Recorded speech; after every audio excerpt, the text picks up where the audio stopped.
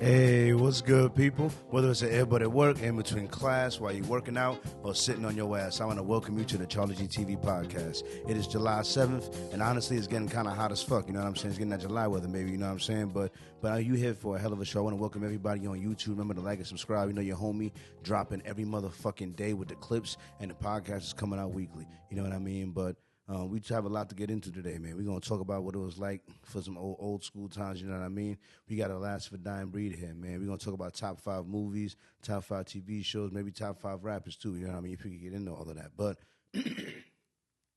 you already know Charles has many headlines. But before I get into all of that, I have to introduce the great guest that we have here today. This man has been in the Army. He's been a cook from server to saute. He's also worked at General Motors, landscaping from cutting grass to hedge trimming. He was born in Maryville, Indiana, but raised in Highland Park. I give you the funniest Renaissance man, the last of a dying breed, Ladell. What it is, what it do. Ladell, say what's up to the people. Say what's up to the people. What we do. Thank you for coming on. I'm sorry, look. I apologize, man. Like, I was trying to look, and I'm just like, let me tell y'all something.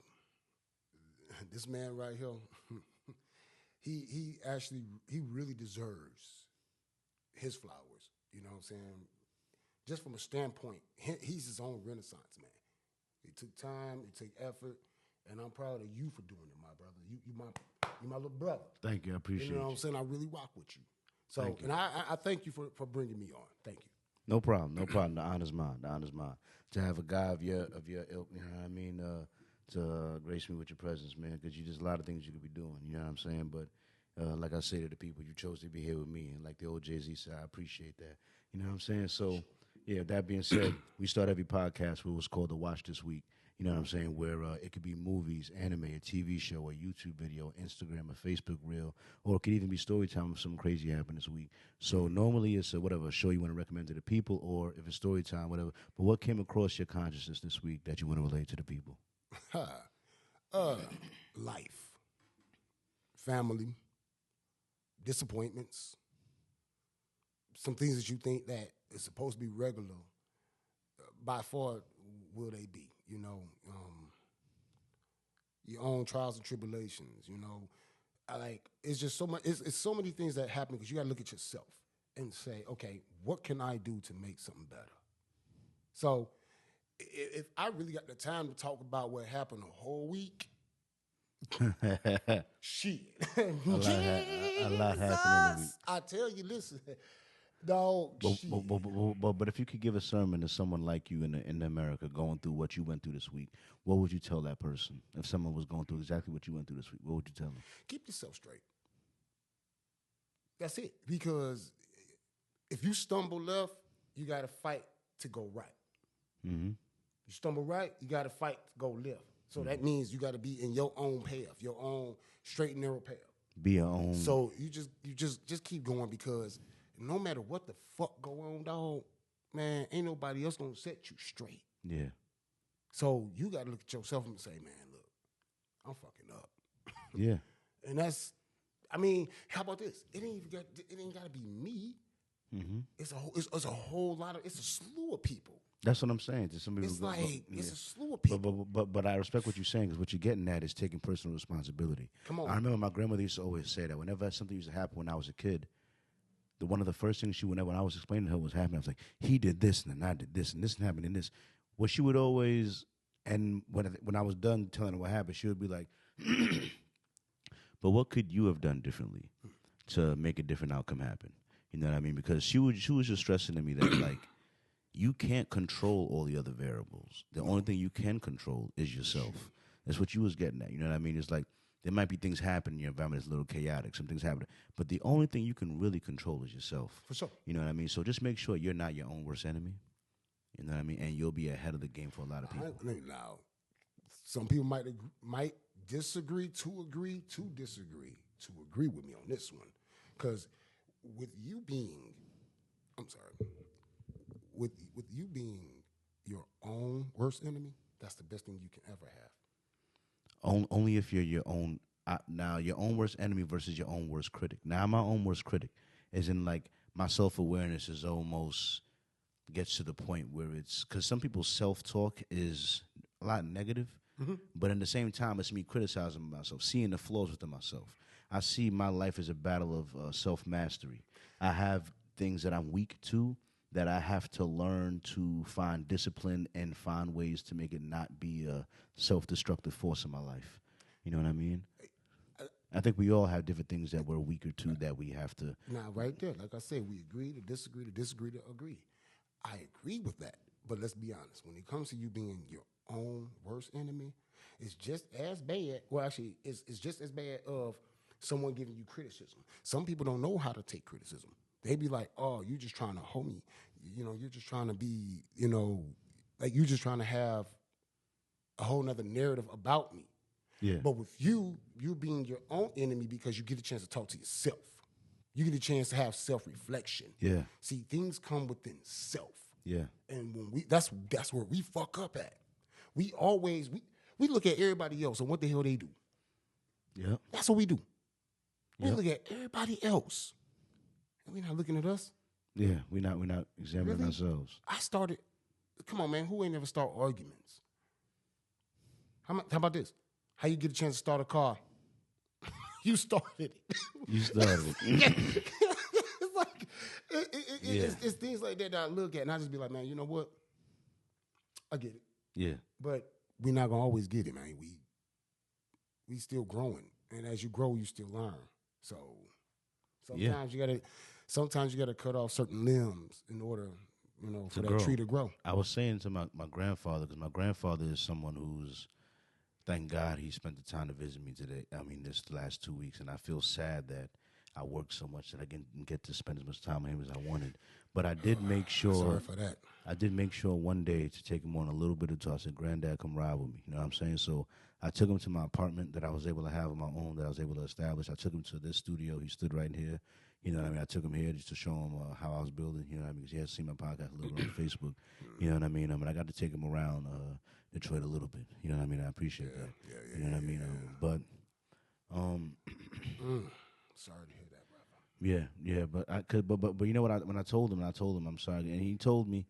And mind you, my grandfather is 70-something, but he was a carpenter his whole life. Like, he built things. Like, so did my actual dad, actually. So really, that's why I low-key get into the field in some way, because I'll be a third-generation carpenter building. You know what I mean? It's in my blood, for real. From both, because that's my mother's side and my dad's side. So from both sides of my bloodline, I got that. But the point is, what he told me was, he said, never apologize for hard work. You know what I mean? No. He said, when I was your age, I was doing the same thing. You know what I mean? He said you got to burn while He said you gotta strike while the light is there. You know what I mean? Like while you're young. You know what I mean? So he respected the hard work in the end of the day. But at the same time, to me, I'm like, you're 70-something, and I'm mad at my schedule. I know, as much as I push myself, you know what I mean, I know there's no guarantees on time in life, you know what I mean? And that's your grandfather, you know what I mean? He lives in Jamaica, and he came here to Detroit to visit. So you would have to go to Jamaica to go. So not like he could just go drive to him. So, so it's like, for certain things, that's the reason why some of my editing, but at the same time, I had to push, but at the same time, it's like, damn. Something like that you want to take time for. You know what I mean? And yeah. Just to interject, right? There's a couple of people that was lost, right, this week. And then let alone, you know, my wife, you know, lost her papa, you know what I'm saying?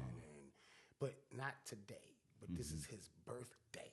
My grandfather's birthday was just a couple days ago too, on July 1st. And like it's like I see like the pain, the anguish in their eyes, and you know what I'm saying. I know because I know what it's like. You know what I'm saying. So it's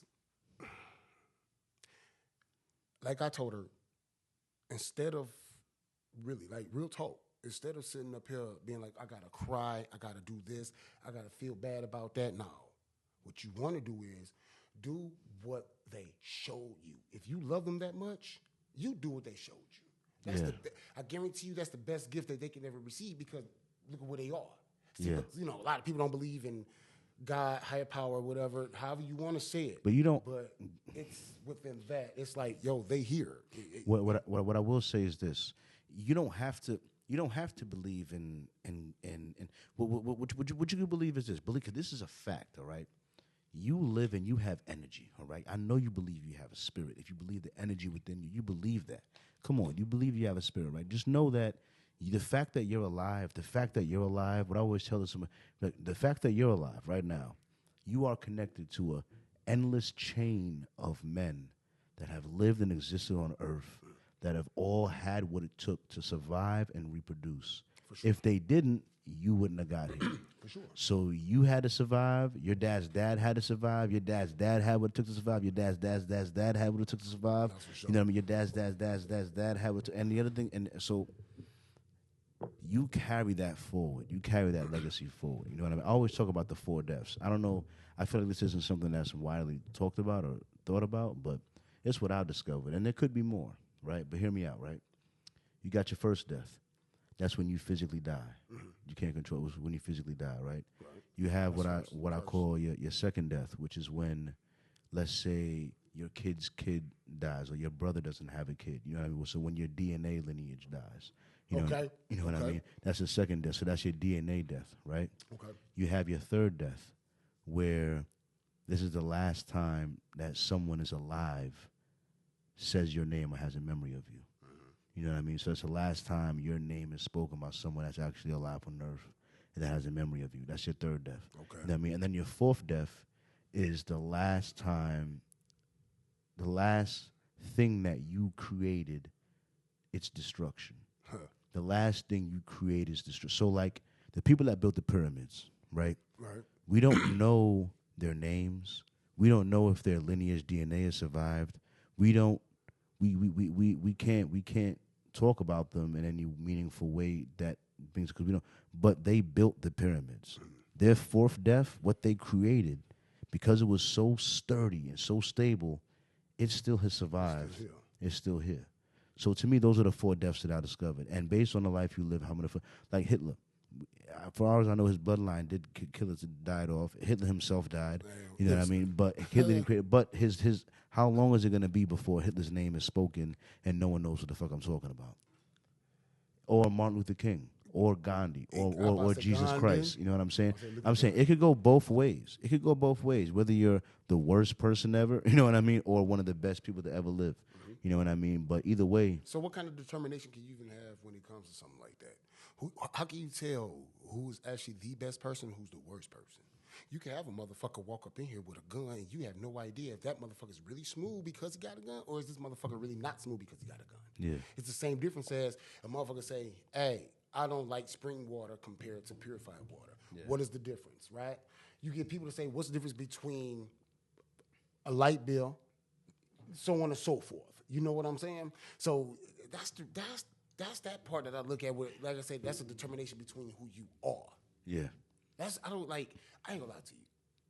All of that shit, man, that I hear and see all the time, I don't give a fuck. Long as you pay attention to your detail before the detail pay attention to you. Yeah. So would you say that? I was like, yep, because I've heard people talk about that shit, and I'm like, man, fuck all of that. Just that's what I'm meaning is to go back when you were talking about the 4 deaths. Yeah. You're gonna die regardless. You're gonna die regardless. You know what I'm saying? I know that my outlook on life, as much as I love it and it's what keeps me going, I don't necessarily encourage it amongst other people because I feel like it's not necessarily the healthiest lifestyle. You know what I mean? It's like, for example, Martin Luther King, right? If Martin Luther King was your dead-ass brother, right? If he was your dead-ass brother, you'd be like, listen, dog, you graduated high school super young, you mad smart, you charismatic, you could go live a great life. Right. And not worry about, you could be affluent and be fine, and you'd be fine. True. But Martin Luther King gave a fuck. That's what I say. He gave a fuck about his society and his people. You know what I mean? To the point where even when he was receiving death threats, like, yo, you go give this speech, we gonna come kill you, whatever. And they still went to go give that speech. You know what I mean? Still went to go give that thing, and many times, and survived many times until he didn't. You know what I mean? So I'm just saying, the people that we praise most in society didn't necessarily live for their own self-gratification. No. You know, like Gandhi doing what he did in that prison, or Jesus dying on the cross. A lot of these people, if you really look at their characteristics, they could have probably lived like Jesus was a carpenter. Jesus was probably a handsome, nice, good working carpenter. He could have lived a good life building shit and not had any issue, but he gave a fuck. Whether he was afflicted with you know what I'm saying? So, but at the end of the day, I feel like, I don't know. I'm going to do it next year because no one's done it yet.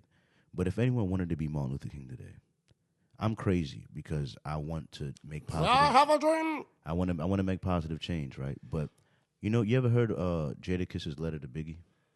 Yeah. You heard that track? No, I heard a little bit of it. I did get a chance to hear it all, but yeah, you get the concept. He was writing a letter to Biggie. Like, if you was still hit, you had a chance to, you know what I'm saying? Like, because you can see that's what you call what you like. A lot of people don't understand what the word means. Yeah, potential. Yeah, potential. You gotta. It's like you can see potential in people. A lot of times, it's like I ain't gonna lie. Like when my wife said, she be like, she's like, it's shit that I see within you that you don't even see within yourself. I'm sitting there like, what you talking about? Like, you know, because I go by my normal day. That's like that. That's a tribute. That's a letter from her to me. Yeah. Saying, I see your potential. Yeah. It's like poetry. Yeah. So she's like and I you know, I agree with her. I agree with her. There's a reason why I had my homie Lydell come through here, because I can see the star quality in my guy. You know what I mean? He has a lot of energy, a lot of charisma to give, and also a lot of knowledge and perspective. You know what I mean? But what I was gonna I wanted to write a letter. I didn't do it this February, Black History Month, but I'm gonna do it probably next year. I wanted to write a letter to Martin Luther King as a revolutionary today, and it was gonna be a criticism letter. It was gonna be to me, it was exactly what I felt like saying. If I could say to Martin Luther King, if I could literally talk to him right now, as a person who's like has some aspirations to make positive change for Black people in America and for America as a whole, because both of them need to be healed and helped, you know, for real, you know what I mean? But I'd be like, listen, Martin Luther King, you know, you died for far more respectable Black people. Facts. The Black people that you fought for ain't like the Black people I got to fight for. When you was fighting for Black people, they couldn't pull up a Sukihana, a Sexy Red, that easily. You know what I mean? They couldn't pull up Trippy Reds and different people dancing, doing these weird. They couldn't pull up Lil Uzi Vert so quickly.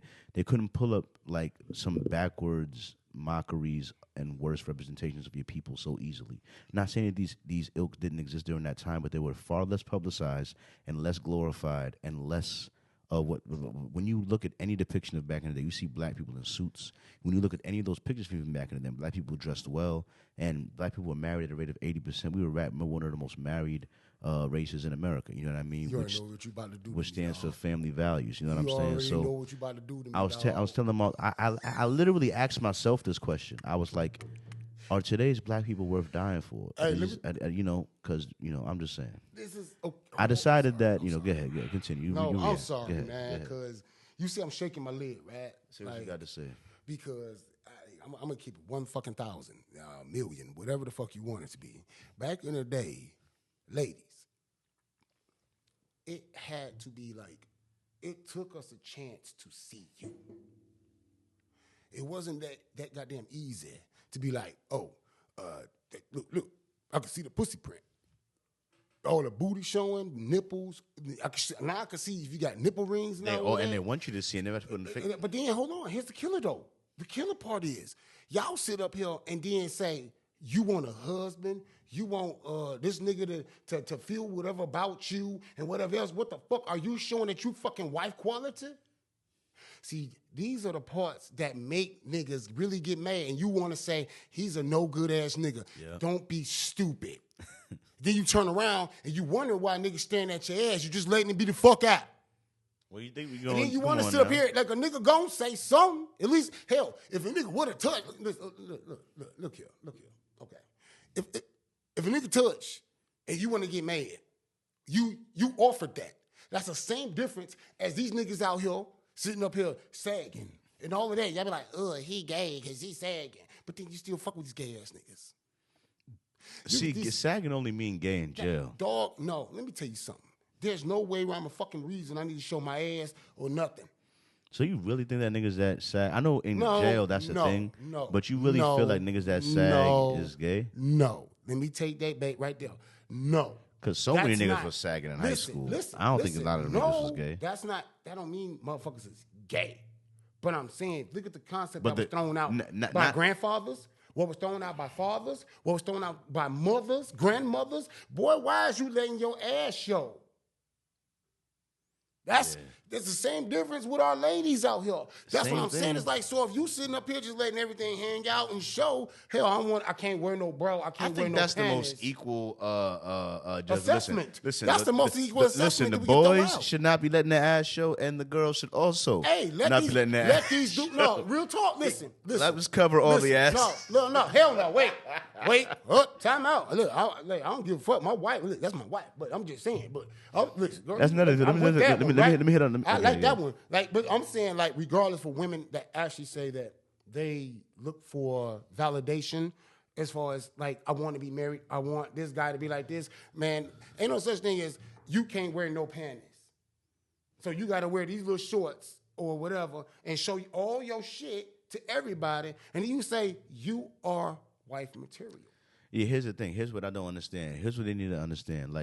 There's some content I wanted to make, and I'm scared to make it, but I kind of want to make it. Fuck that. I'm with you. What time? What day? I scroll a lot on dating profiles, as in Facebook dating profiles, whatever, and I see girls' pictures and their bios. And I don't think that they know what their picture and bios really say to me.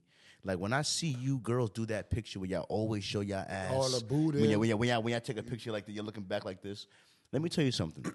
That picture is the most least wife quality picture you could ever try to take of yourself.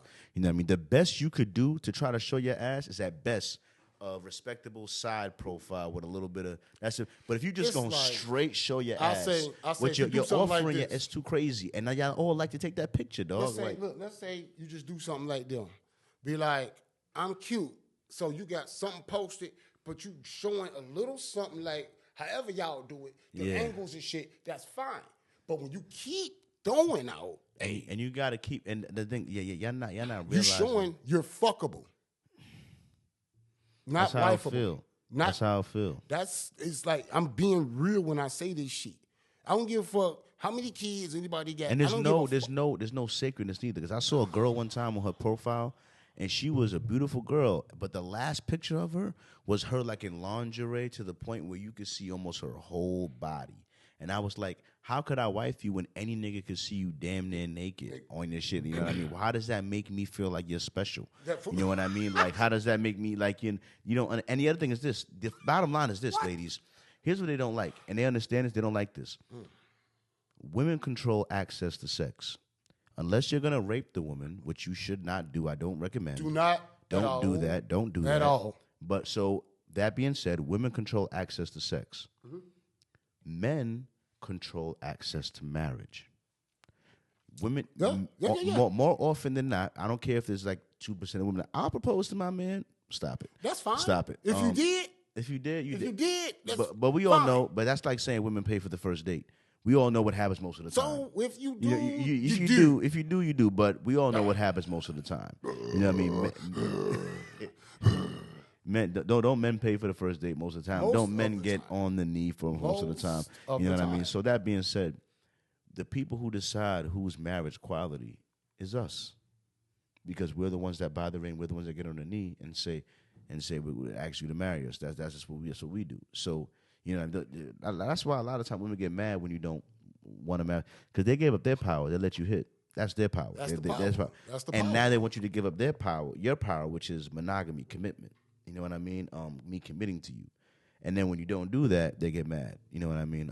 But it's not my fault. I got you to, and the culture got you to give up your you know what I'm saying? So, anyway, I got caught up. I got so think about So let's go back. Because this is the honest to God truth. I can't even talk right. Look, what I'm saying is as men, we are taken over by the ladies. And here's the part: It is the power in the pussy. So, for us to even say that, and for you to even use that as that control, you lost yourself.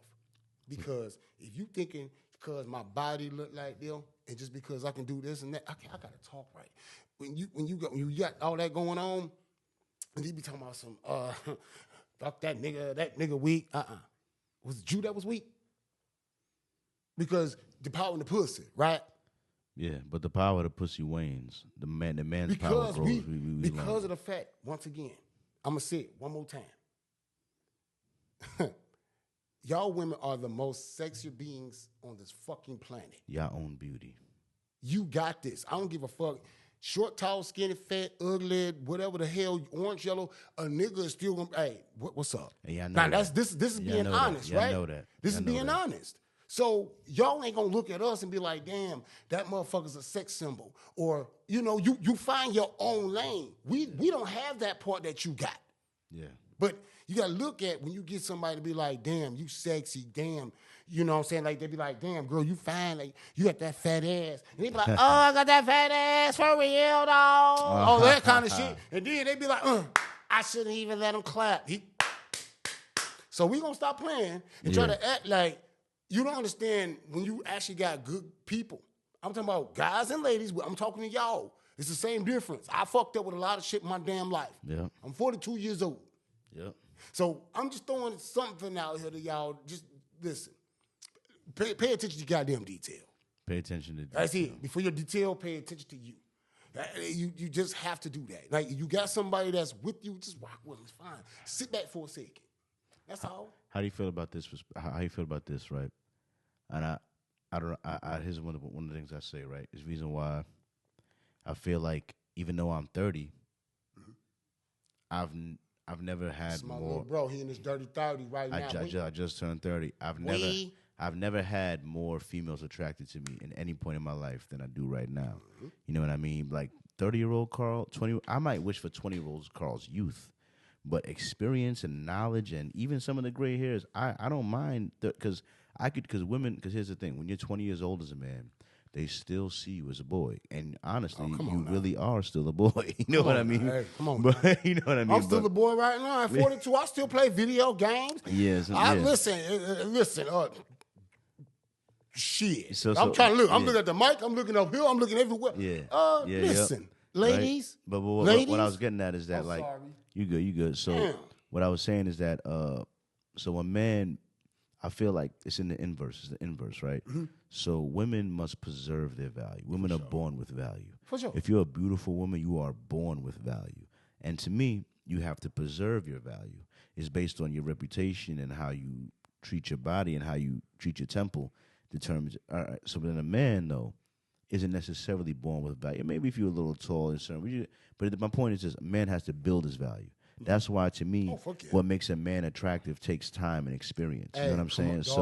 That's why a guy at 30 is way more attractive than a guy at 20 to a woman. You know what I mean? Whereas a woman at 30 versus a woman at 20, it's the inverse. You know what I mean? So when a woman's at the peak of her power and the peak of her fertility and the peak of her, when she's 20, 21, it's hard to tell her shit. And by the time she's 30, either don't have a kid or her fertility is in question in 5 years. The geriatric pregnancy is at 35. You know what I mean? And then, but as versus a man versus when he's 30, when he's like, because me right now at 30, let me tell you something. Everywhere from 22 years old to 45 years old, my range is wide. Any of these, like, because at this point, you're just old enough that you got a little bit of that boy stink off you, where you just old enough to be really, some girls really look at you as a man. And because of that, it's way more attractive. All of the younger bitches, they want stability. At the end of the day, they like stability. You know what I mean? These young guys are too sporadic. They don't know what they do. So an older guy is way more stable than a younger guy. You know what I mean? But you can't be too. And then at the same time, the older chicks, they might not want to fuck on a little boy, but they can fuck a younger man. A man, that's a man. You know what I mean? So at 30, they'll still see you. So that's what I'm saying. From 40 to 23, dog. I'm 10 up, 10 down. Like I told. Hey, at 30, it's 30 is easy. It's the same. It's the same difference as you be in the high school and you see a teacher and be like, "Ooh, I do it to her." See, it's a whole different. You ain't say fuck. You was like, "I do it to her." You know, back in the day. A lot of you know what I'm saying, the girls like that, they weren't built like how they built now. But I was going to ask you, do you think that's true? That's a true premise, though? Do you feel like women must preserve their value and men must build their value? Or do you think that's a false premise? Yeah. How can I say it? You are who you are. Me personally, I wouldn't want like my daughters to be all trying to be, throwing everything out. Like, AKA want them to preserve their value, preserve their chastity. Yeah, because it can and it won't. And I'm gonna tell you right there, that's crazy because it's a double jeopardy. Because you could be that one. It's like you get parents that's pastors. Yeah. And We you all be like, know I want you to know what pastors' kids be like. You see, but then you'll be that. What the fuck, nigga? I'll shoot everybody, gang, gang, bang, bang, all of that, and then turn around. They be like, oh, I am holier than thou. Yeah. You know what I'm saying? So yeah. it's like you don't know what you actually get. But the thing is, like me, like I say, I keep shit no holds barred. I don't give a fuck. I'm gonna tell you because I've been there, done that. I've seen it. I've been around it. I seen my mama with shit. I barely even seen my fucking father with shit. Like, we talking about some shit that, what's up? I've been there, done that. And it's like, and that's the sad part because being old school and knowing that we're old school with parents, it's too many parents that want to be best friends. Yeah. And that's the part that's actually sad. Yeah. Like, this is why all this shit is going on. And then you get mad for you being a parent and turn around, your motherfucking ass is looking stupid because you weren't living here. That's not my wife. I'm talking about, what I'm talking about, my son. Like this shit like this. That shit is bothersome. Yeah. I fucked up with shit in my life and I can tell people, hey, this is what I fucked up on. Yeah. Are you serious? I'm going to tell you the motherfucking truth. Now, you say you want to beat my ass, then okay, but at least be able to, at least you could tell the truth and acknowledge what happened. I know what I did. I have no other choice but to say, like, yo, this is what I did. This was going on. So let me. I'm sorry. No. I mean, it's right. My bad. I actually got slightly distracted just by the fact that I'm. This is crazy. You ever have that feeling where you feel like you might have left the stove on? You know what I mean? You ever had that feeling? You know what I'm saying? But like, look, like, for sure. Like I live alone. You know what I'm saying? I'm just thinking about it, like, but it's an electric stove, and I had this pot of water boiling on there. You know what I'm saying? And I feel like I remember taking it off. I feel like I was like, I ain't gonna have time to make this. Let me take this. So I feel like I did that. For sure. But on the other hand, I feel like I might have just left the crib in a rush because I was like, let me do my thing. You know what I mean? So I'm sorry. This is random. I got distracted. It literally was in my head. That's all but at the same time, I got to just let the crib burn down, I guess. Just gotta let it happen. But although I think that's the reason why they put electric in there, because electric shouldn't burn. It should just like maybe burn the pot, but mostly it wouldn't create a fire. So you should be okay. But electric is hot. Electric is hot. It's hot. It's gonna be hot. It's gonna be hot. It's gonna be hot. It's gonna be hot. You know what I mean? But I'm smiling, but not smiling. But let me ask you, what was it like for you growing up? It wasn't bad. Single parent household, dual parent household. For sure.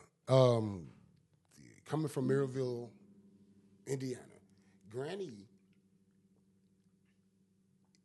she had left from Mississippi, and then she came up to Gary, Indiana. You know what I'm saying? My mom's auntie, sisters, you know what I'm saying? They were born there, but then I was born in Maryville. Maryville is a very small, it's like Highland Park, Michigan. Mm-hmm. So it's just like that, So that's where that came from. She decided for us to migrate. Migrate to Michigan. What age did you move to Michigan? 2. 2 years old. So you really raised in Highland Park. You was born. I was born in Maryville, Indiana, but I was raised in Highland Park / Detroit. And what I mean by that is we moved around. Yeah. But Highland Park definitely. Yeah, I heard that. You know what I'm saying? HP all the way. Yeah. That's HP for sure. So did you have siblings? Oh man, I got That you grew up with, that was in the house with you? In the household, yes, 3. Because I got more siblings I said 3. It's 2. It's me and my younger sister, and then my baby sister, for sure. So you and 2 girls, you don't got no brothers? No. Well, no. My brother from my father's side. From your father's side. Oh, for sure. I got him. We got twins that live in Minnesota. We don't even know exactly where they are. I have a big sister. I thought I was the oldest. I got a big sister. She's in the Nap. Wow. Nap town. You know what I'm saying? Delilah. Bang, bang, baby. Terrence. You know what I'm saying? Hey, I got Kiana, Chanel. I got a nephew, you know what I'm saying, just born a few months ago. Little Sean, it's like I'm seeing, you know what I'm saying, a lot of shit. I got little Dion. I'm sorry. Hey, Dion. Yeah. Little Dion. That's Terrence, baby, right there. You know what I'm saying? Yeah. You know what I'm saying? I got, oh my God, there's so many different names. So I got Iris. You know, I got TT. I got Maria. Oh my God, man. There's so many names that I want to name, but I can't. But I know I'm not forgetting anybody. I love y'all. I love all y'all. My moms. Shout out to my family. mamas. You know what I'm saying? 100%. Mama Lisa, Mama Sharon, 100%. And I mean, what you call it? One reason I was saying because some people have like their older brother bullied them, or like the little sister did something, and they had sometimes that sibling drama or life can really lead to impactful moments and things that really shape you growing up. You know what I mean? So that's what I'll be asking. You want to talk about who got bullied? Is that what you trying to comment to? Because I tell you who got bullied. Not you. No, he got bullied by the family. Man, my sister, look. My little sister Chanel, dog. Listen, she's a motherfucker, dog. She's sweet, but like she'll fuck you up. She long too. She got that motherfucker. But I ain't gonna lie. But she told on me all the time. Told on you. That's fucked up. She couldn't even spell. Listen, I remember we were littler. When we were littler, so she sat there and wrote Boo. That's my nickname, right? That's the nickname. And Boo took the remote control. Wow. Not remote control. Remote control. And I'm like, she really, literally wrote this. I'm sitting up here like, you little snitch motherfucker. Wow. Right? Then, what? You talk, listen, every time Dirty something happens, I'm sitting up here like, but regardless though, that's my sister. Yeah. I got your back, dog. I don't give a fuck what go on. Yeah. No matter what happened back in the day. Think about little shit like that. Little pieces. It's like a 1,000-piece puzzle. You got them little pieces that build that. Yeah. And it's fine. Some pieces gonna be missing. Hey, it's either you draw that bitch in, or you just gonna say, fuck it, I just ain't got that piece, but I'm still gonna roll with everything that we got. Yeah. That's all you can do. That's what it is. And a lot of people don't understand that one. Like, man, listen, I got shit that I used to do. Shingle fights, busting out windows, getting mad at an ex-girlfriend, punching out fucking car windows, sitting up here like throwing chili cheese fries and a motherfucking coney dog. Wow. On the chick that sat up there and did, like, hold on. What did she do? She cheated on you or something? Look, how about this? You got mad because we were at the club. We all at the club. We dancing. You know I'm in a dance group. You know, lap dance, little shit like that I would do. Shit like that. And then you turn around, I gave you more lap dances. And then on top of that, the outfits and the shoes that I bought you. Like, we good. I'm not leaving with nobody else. Oh, she was mad you was giving other bitches attention. Dog. Even though you had to use in the dance group. Here's the killer. She's been around to the motherfucking the practices that we had. Mm-hmm. She been around like, come on, dog. I ain't got no reason. Listen, what's up? You want to see what's up? Here. Ain't no reason for me to lie about shit, right? So long story short, one of her best friends, we were teenagers. One of her best friends, I'm like, yeah, we pull up, dog. They roll with me. pull up. Here you go. My wife. Yeah, driving around No, Detroit here as you go. Listen, teenagers. my wife. Now, my Yeah. wife. It's my homie. Back then, we told them, hey, we about to go meet up, get something to eat. We about to do something, right? And then turn around. This motherfucker, dog. They stopped me because her best friend had called these dudes. You know what I'm saying? Back in the day, y'all, payphones. We had payphones. We had the little two-way pages. We had little shit like that back in the day, people. I guarantee you. So she paid somebody, bro. So her best friend had got somebody. So it was two dudes that pulled up to the fucking Coney Island.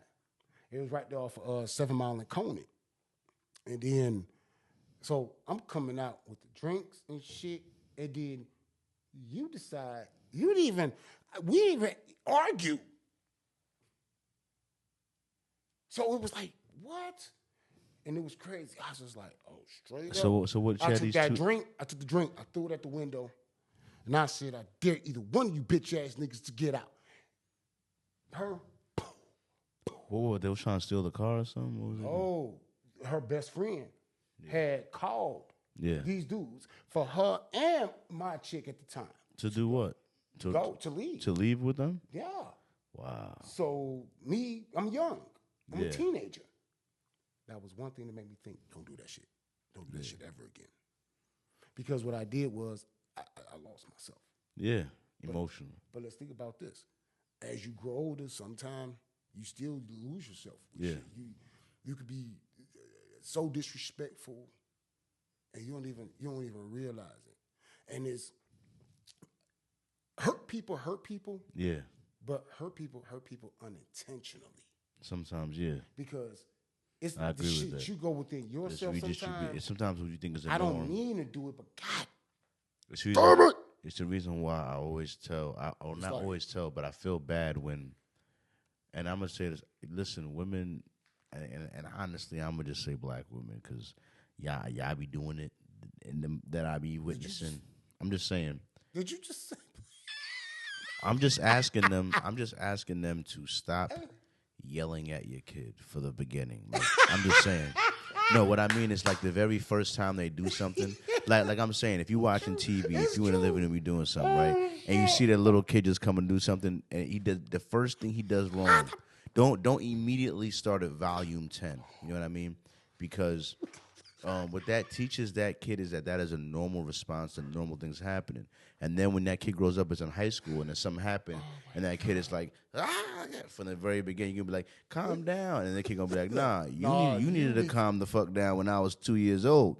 Every 2 seconds, I fucking nibbled on something or did something, it was DEFCON 5. So now when I'm 16 and everything's DEFCON 5, you want me to calm down. No. That's what you told me. That's what you told me. You know what I mean? So don't be yelling at. I mean, I know it's not easier said than done, and I don't have any kids, even though I did help my little sister a little out. You know, but at the same time, like, you know, I'm just saying, I just feel like, number one, it teaches them to be not as communicative because it kind of shuts them down, and the other thing is that it makes them think that volatile reactions to things are more acceptable because that's what they grew up on. What you just did and what you just said is actually commemorable because of the fact that, think about it, you took on another part of a leadership role for something, like not something, you know what I mean? Like not saying like that, but I'm saying like you taking care of someone and knowing that's not really your responsibility. Yeah, you still did it. It's the same difference as you didn't have your mom or dad, whoever else tried to tell you, hey, you better get a job. You better do this. You know what I'm saying? You put it on you, into your mentality. No, but I remember my mother. No, I won't say that because Carl, before I broke my neck and after I broke my neck, I still remember one day. Yeah, I remember. I think it was sometime after high school.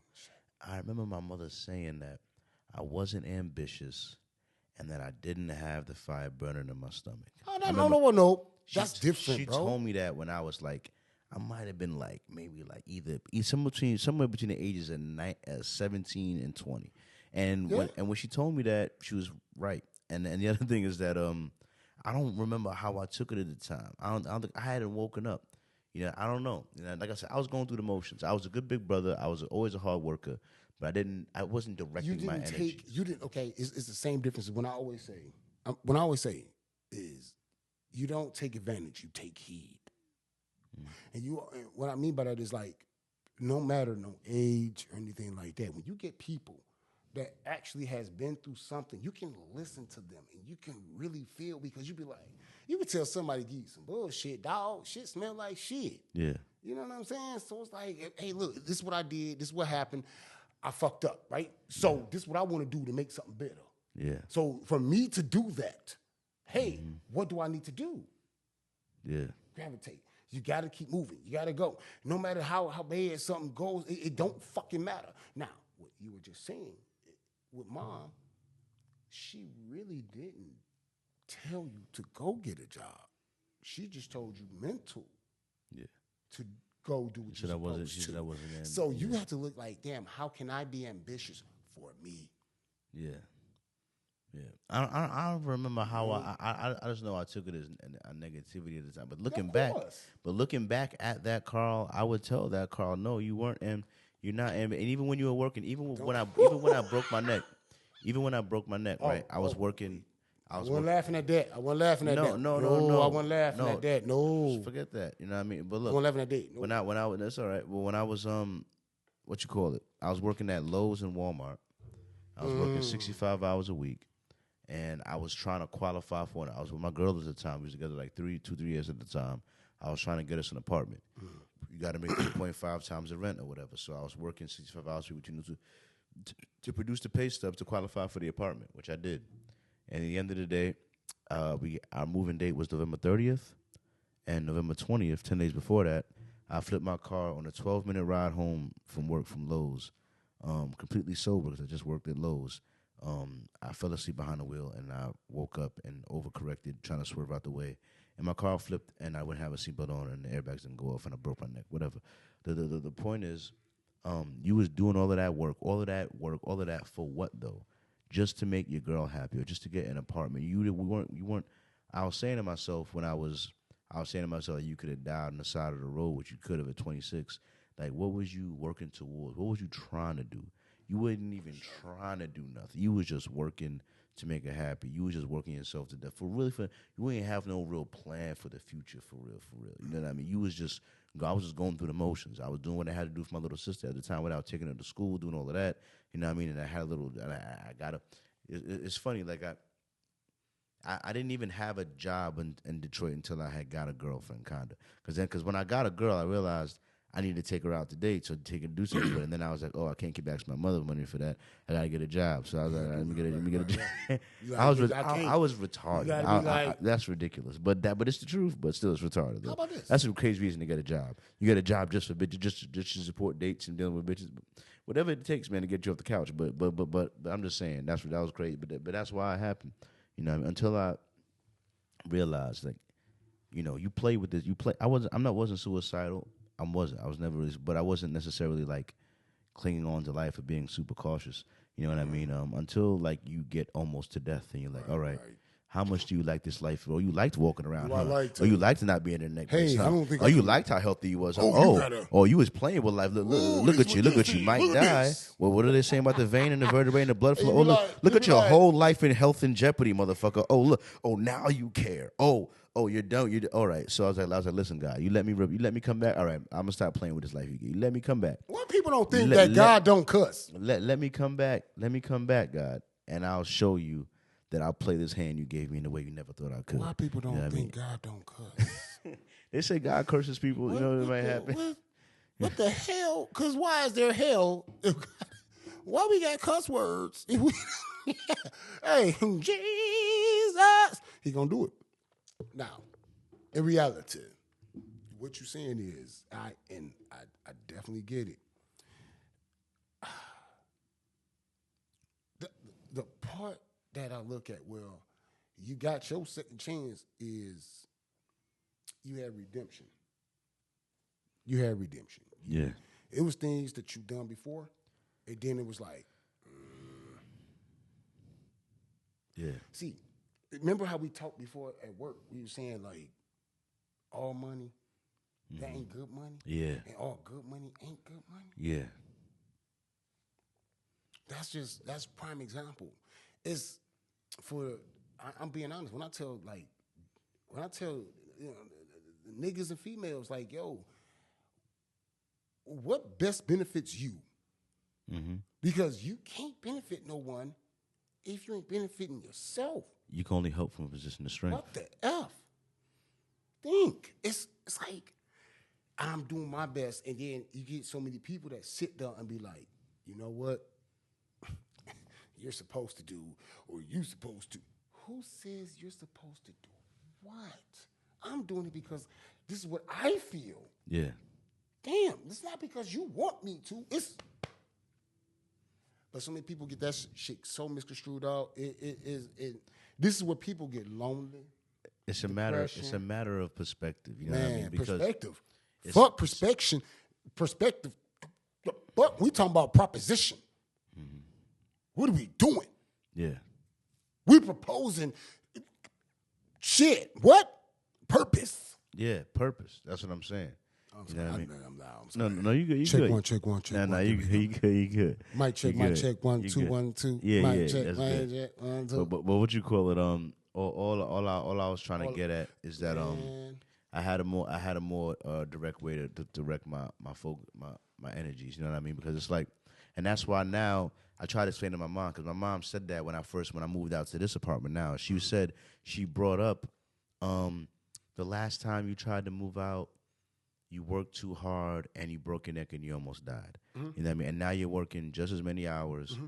and you just moved out. But what I wanted to tell is that what you're not recognizing is that, I've been thinking about that. The same amount of hours that I did for 2-3 weeks almost killed me.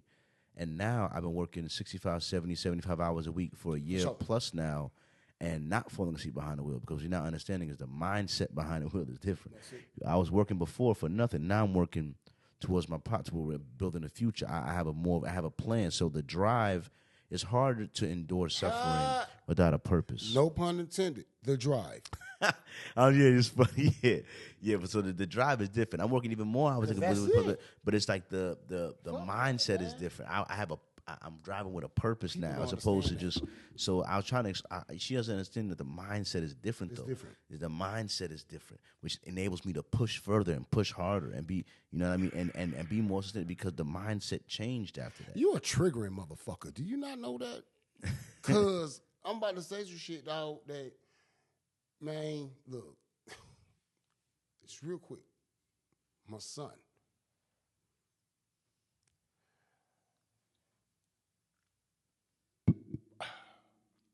It's crazy that it's like you had a child.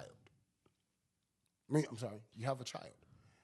I was there, like, on a Zoom, and I'm watching. I called off of work. I'm on Zoom. I'm watching your kid. And I'm like, this is my grandbaby. Man, I get money.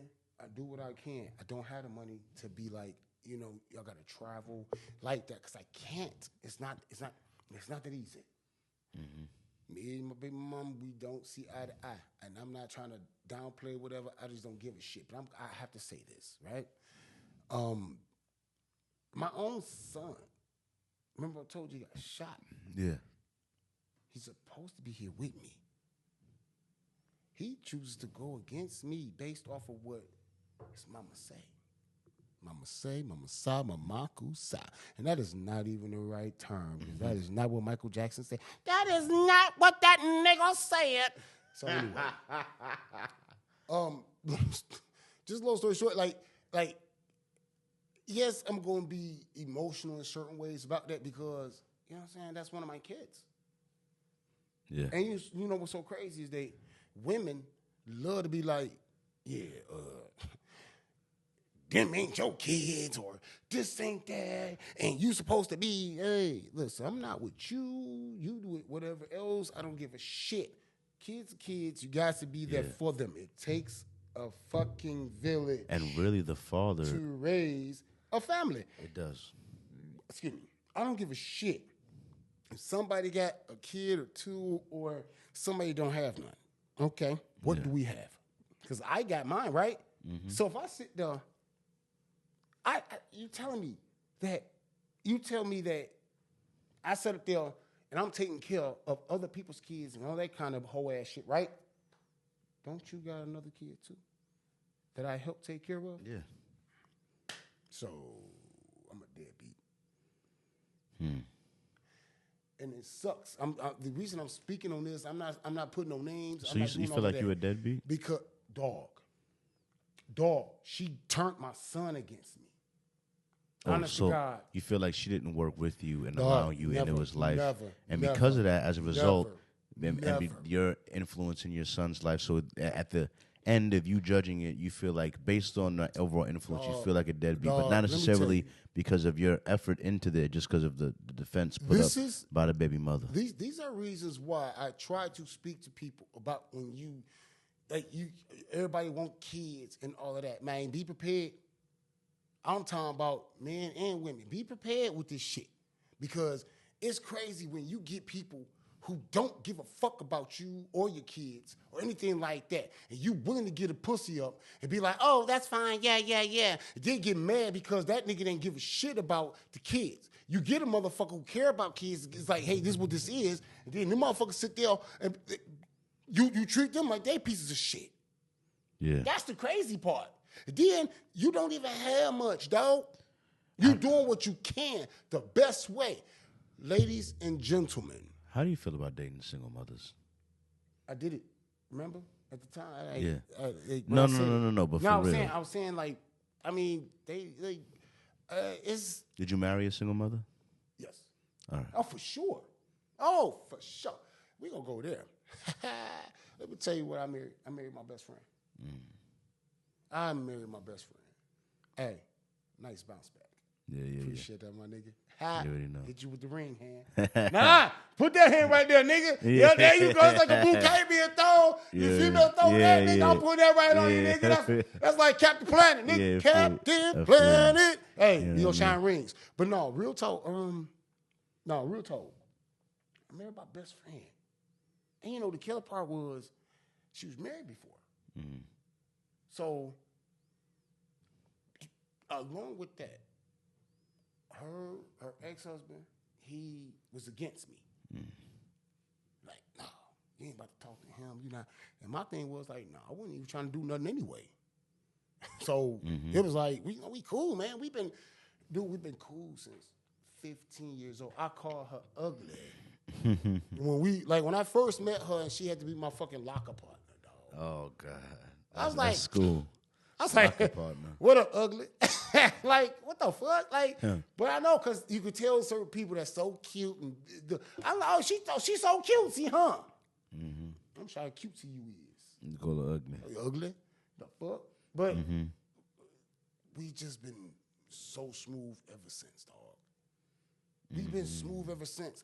And it's so crazy throughout all the shit that I've been through, I couldn't even get a chance to call her to tell her for sure, like, man, look, this is what I did, this is what I fucked up on, this is that is this. And then so she starts to see and say, like, okay. But after a while, like, she had her bullshit that happened with her, you know, and it's like, damn, shit sucks. But I tell you, and I don't give a fuck what nobody say, you got to be honest with yourself. I do hate the fact that she had them babies with somebody else other than me because of the fact she wasn't supposed to be treated like that. But them babies is fine. Them kids is fine. Yeah. So it's like, you know how you get people to try to act like you so jealous about something? No. I am very proud and very happy of what she's doing and how she's done it. Yeah. Strong woman. Yeah. Did her best with everything. She's continuously doing it. Yeah. Shit. You got me fucked up. Yeah. And like I said, what? But to me, it's like, I've seen. People don't understand. Today, looking at these social media, not social media, sorry. Even though dating apps is kind of like a social media, really, it's a dating app. You know? But it's the most social media you can get to now. But the dating apps is just like, when I see a single mother, it's just like, and believe me, bro, I'll be honest with you, I really feel like some of the most beautiful women that I'm seeing on these apps be single mothers, and because Because the first thing I look for is it doesn't have kids. The first thing I look for, you know what I mean? Because like to me, if you're a single mother, then I know that you're working and that kid, you taking care of that kid, is like number one in your life.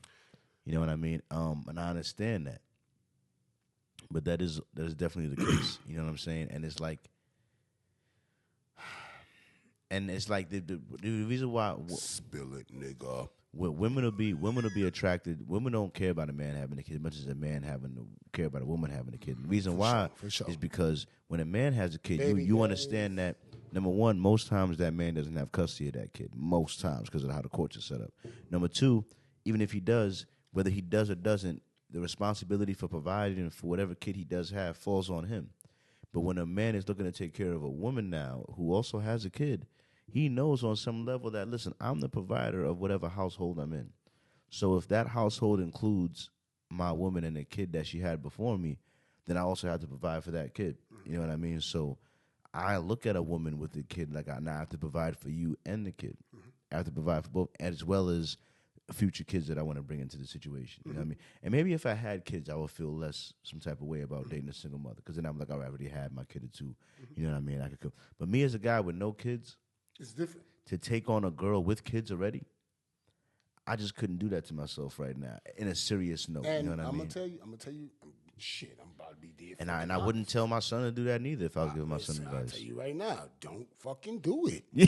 If you're not fucking, let me tell you something. Ready is ready. I want to have kids. I'm ready for kids. I'm just not ready for someone else's kids necessarily. Not before I have my own. I gotta, and that'd be the thing too. Yeah, I'm trying to cut you off. Ready is ready. Okay, like you said, I'm being honest with you.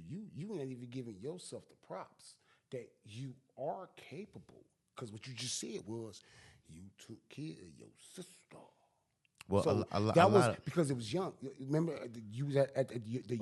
My mother was. I mean, my little sister was born when I was 16. So my mother was there, but right? I had to I changed a lot of diapers. I took her to school back and forth. You know what I mean? Yeah. Every day for like years in a row. You know what I mean? Like that doesn't mean that you're ready to be a father, though. No. See, but you know responsibility. But I know responsibility. Yeah. So let me break that. Accountability. And you add responsibility. And I know how to keep an infant alive because I've done it. I've done it. That equals ownership. I'm going to say it one more time. Accountability, responsibility equals ownership. It's the same difference. Like you said earlier, whatever the fuck we've done, and it's like, damn, I fucked up with this. And I had to figure out how to do something different with that. Hey, I was accountable. I had to do something. Now that was your responsibility. So you was accountable already. You put that responsibility. Yeah. Now you like, yep, that was me. Ownership. Yeah. It's the same difference. That makes Look sense. at this. That makes sense. Look at this. Look what you got. This is ownership, bro. You're accountable and you're responsible. Yeah. The fuck you think this mean, nigga? Come on, bro. You already know. Come on, dog. I'm with you all day. I understand. I'm trying. You know what I mean? You got it. That's why I remember when one of the things I used to say to myself before I got more questions for you. One of the things I should say to myself when I first started this was because I used to be tired with both jobs, and it'd be like that Saturday morning when I'm waking up, and I know I don't gotta work my second job till 4 p.m. that day. And then sometimes I sleep in a little too much that Saturday morning. I don't get up till like 10 a.m., 11 a.m. And what I used to say to myself in the beginning was like, this is the difference between a boss and a worker. See, it's easy to get up and go work when you get a guaranteed paycheck and you showing up to someone else's job and they're holding you accountable. But when it's your own brand, your own business, and it's the beginning, so you're not getting paid for it. As a matter of fact, you're paying to do it. So you're paying to do it, you're not getting paid for it, and there's no one holding you accountable really to do it except for you.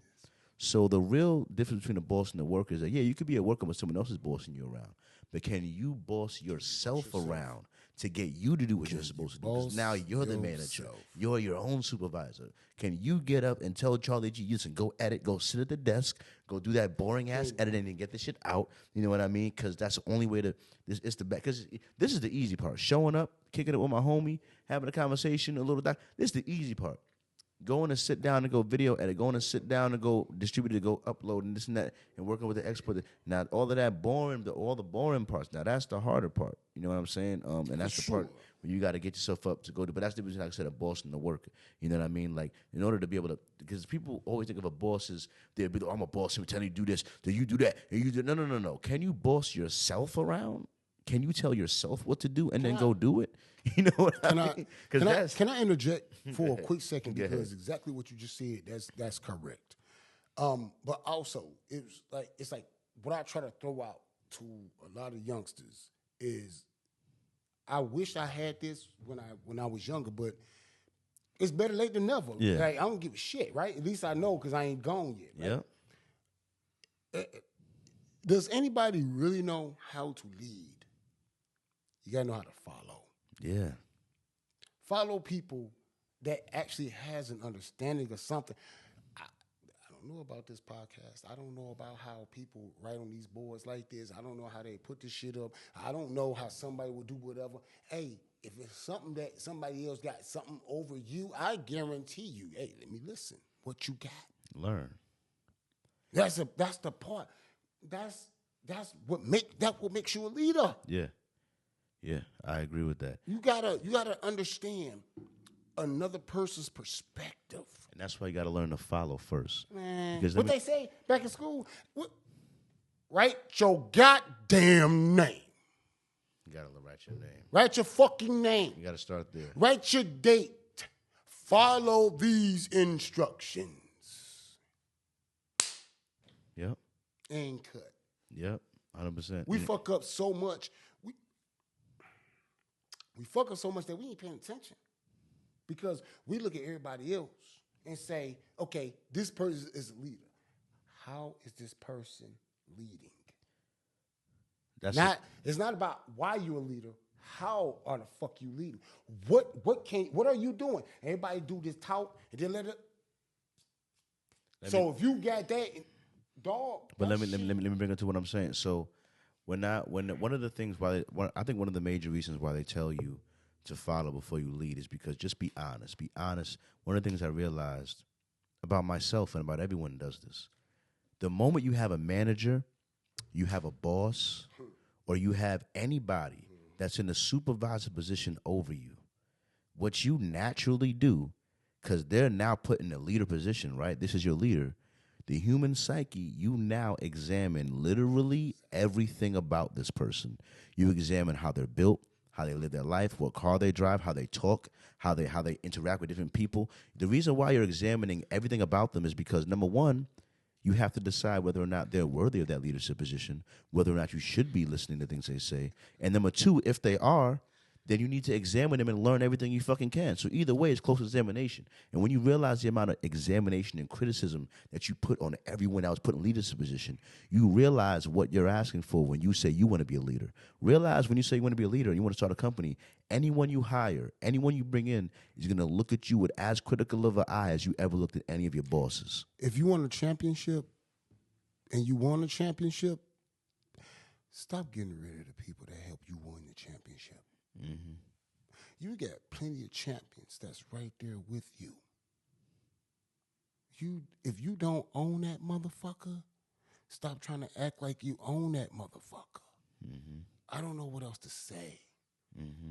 Like, it's crazy where, like, I look at like, even like for me. Yes, of course, I was put in them positions of being team lead and. Mm-hmm. I had that. Yeah. But I don't want that position because I'm looking at how y'all doing everybody. And then now you're going to put me in a position to where it seems like I have to treat these people the same way you treat me. And no, come on, dog. You can't do that. That's the reason why I say I never want to be a manager of a publicly traded I'm going to say company. stickler. Yeah. Shit. Because you know what it is? The reason why I feel bad for some supervisors that, like, we mad at them, but they're not really the reason why we mad. It's we the got person. mad at ourselves. It's it's their boss's boss that we can't. You don't know their name. Mad at ourselves. Because here's what they do. Mad at ourselves, For bro. even being that's who we should be mad at for being in that position. I'm being You know what dead I mean? fucking honest. Come on, listen. I'm about to tell you flat the fuck out. Yeah. Nigga, look what you got. Huh? Who helped you with what you got right now? A job or whatever fucking job in order for you to get what the fuck you spent your money for to do. They not gonna sit there and be like, nigga, I got some insurance for you because if anything break, I'm gonna make sure I can help take care of that. Hell no. Nigga, you know you just as lost as yesterday. Like yesteryear. Yeah. Like these people, they do that shit. And I understand. It's like, fuck it, man. You gotta do what the fuck you gotta do. Even if I worked at like I work at a restaurant, right? See? And my boss kind of respect what I do a little bit, but not fully because he's still like they'll be mad. But like I would love to work at a restaurant that would understand that a lot of times when I'm on my phone, I'm working on the business. I'm researching shit here. Can I tell you what to do right here? What? No, I'm saying, can I tell you what to do right here? What? How you feel about it? No, I'm saying, can I tell you what to do? No, because exactly. I understand. Nigga, you can suggest things. But I'm just saying. My brother, I'm gonna fuck with my look. Y'all don't understand, man. I know I can't tell him. This is my guy, y'all. You know what I mean? Like but I tell the reason why I was saying that though is because it's like if you was a regular business, you want to advertise, you want So what they want to realize is that like I'm building to a point where like whether I'm advertising for the restaurant I'm working at or another restaurant, my advertisability is like raising with every view, with every follower I get. You know what I mean? It's going to come to a point where I'm going to be taking on sponsors from different restaurants, and it's like, first of all, I'm not even going to really have to like work at the restaurant, but it's going to put a point like if I was working at a restaurant, it would become a draw because you'd be able to come see me there, or come eat, cook food, cook my, you know what I mean? For sure. You know, I'm working at. So at some point, my value versus what you're paying me for me being there, if they know I'm there, is you gonna have to like come up off the pocket. It's gonna always be different. But it's gonna always be another question I have for you, before we get back to the docket. You know what I mean? I know, man. Come on, dog. You're killing me, dog. You're killing. Hey, all right, so killing you softly. Tell me about your time in the Army. Why'd you go into the Army? How many years did you go into it, and what was that like for you? When the Army, it was based off of my mother and an ex. I thought that the girl was pregnant, and then my name got called, and I thought, excuse me, my name got called because we went to this hospital, and my mama basically was like, anyways, trying to say like I was crazy. So I went to see a psychologist. I went in there no longer than maybe 20 minutes or some shit. And all he just said was I was diagnosed with, you just don't give a fuck. What? Because he wasn't saying I was crazy. He said the shit that you're telling, he didn't say it like that, but I'm going to say it my way. Yeah. Right? He was just like, nah, you're not crazy. You just don't tolerate stuff. So you need a vacation. You need to go and da-da-da, right? So I walked down Jefferson. I was in Grosse Pointe. I walked down. I put the middle finger up to both my ex and my mama. I did that. I was like, fuck y'all. I walked out. I said, you need to check them bitches. Yep, exactly what I said. And I walked out. I walked down. And then I'll get down to, he was like a brother to me, of course. And I went to his apartment. And I'm like, dude, yep, about to go to the Army. Lord, behold, that was not the motherfucking vacation. The Army was the Army. Oh, boy, I'm talking about... Listen, I was laughing at people because, okay, so it was a situation that happened where my ex at the time, you wanted to step out, you stayed out, you was doing what you was doing, and then I come back, and you thinking I didn't see or whatever, and you don't sleep in my motherfucking bed. I flipped that mattress. I rolled her out like she was a burrito. Flip that mattress up. Get your ass up out of here, bro. Go ahead, dog. Go hell no. You still slept in like the same clothes. You smelling like. Come on. Yeah. I know a difference. So, should I have done that? No. I didn't. But I did. Well, she did that because you was at our army. Before I went to the army, here's the killer. Throughout that, I ended up having to stay in my mama's house. Now think about that. But you're still young though. Yeah. I could have did different stuff, but who gives a shit? At that time I was 25? Yeah. 24. I was 24 or 25, somewhere up in there. So fuck it. I go. Dog. So you went to the army at 24. Go to the MEP station. And that wasn't, I think it's still there, but it's in Troy. And nigga, when I tell you, so we had to do bear crawls, blah, blah, blah, blah, blah. So I was like, I'm not flying. I said, I thought y'all got a bus or something. They said, you don't get your motherfucking ass. I said, well, okay. Here's my thing. Get your ass. It wasn't like I was scared. It was just like, he said, they was like, it'll be like 3 fucking hours. If you get on that goddamn bus, it'll be. I said, oh, no. Come on. Shh. So you got on the plane. I had, the way I came over my field, as far as flying, let me get in the window seat. So when I did that, that's how I was just like, oh. I'm looking at this bitch take off. I was like, no bullshit. I'm like, the craziest part about the takeoff is that like the sinking of gravity you feel when it first take off, and then that little feeling in your stomach, that little weightlessness for a second after it. I kept going. I was like, and then you feel it keep climbing for a while. It keeps climbing. Let me close that damn. Yeah. Close this goddamn. And you see the ground getting smaller and smaller. Like, Smith, lift it up. Fuck you. You're up here in the clouds. Yeah, okay. We hot in a motherfucker. Yeah. I'm looking at everybody else. I'm like, is y'all good? Yeah. Honest to God. Now, my first time. It's the same difference, right? I don't like heights. You seen what? I don't like heights and something like that, right?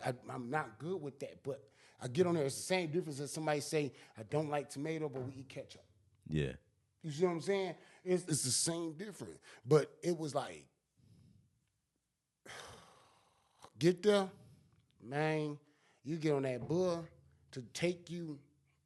They be like, yeah, they did it on purpose because you go inside that airport. We had to go to the Atlanta airport. Oh, my God. It was a lot of ooh, shit. The Atlanta airport is part crowded. They said that's one of the most busiest airports in the world. Listen, let me tell you something. I was talking mad shit. What's the I was doing that. I'm single. It's $1 bill. What year was it? Shit, 05. Wow. Yep, 05. I think that was George Bush. Yeah. See, exactly. And that's how I got fucked with my bonus money. I'm not finna speak about that. You know what I'm saying? I'm not about to tell nothing about within that. How about this? That motherfucker fucked me. And it wasn't just me. He fucked a lot of us that was inside this goddamn service. See, let me tell y'all something when it came to this goddamn military shit. Whoever's been there before certain presidents, obviously, you have a certain part of a precedence. Yeah. Think about where I'm coming from with that. You can do what the fuck you're supposed to, but then they still be like, yo, we gonna give you, such and such. But it's like, dude, you just took like 41, 42% for what? You listen, PT fucking dog, listen. PT fucking shooting grenade, fucking I'm talking about being in the ring. Yeah. You know what I'm saying, for your for your fights. You have to compete. This is what the fuck? Yeah. So you got to pay for that. Listen, no. How about this? My fucking first sergeant. Let me go back. My first sergeant that when I got in Fort Huachuca, Arizona. This bitch ass nigga, Tremaine Smith. White boy. You think I ain't gonna call you out? When you got demoted, I don't know if you got promoted or not, but see, you too old for me now. You consider my elder. You still wouldn't step in with me. He got demoted? You know the fuck I'm talking about, nigga? No, I'm sorry. You said he had got demoted at one point down. No, he got demoted. When I left, I'm like, I had put, because we went from 269 Bravo, and then I got to 556 Ordnance.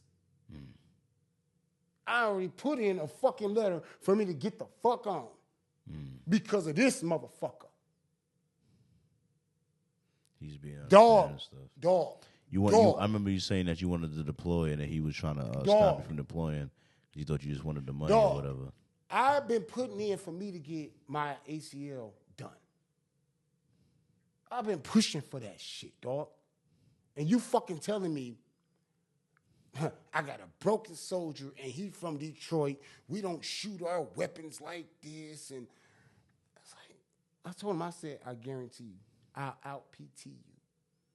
I promise you, I will outshoot you. He had other guys when we had our simulations. Yeah. Like fighting, combat learn training. how to type. How to tap out, how to evade, defense, everything, right? So we doing that. You sending other people at me, and I'm supposed to be on your squad.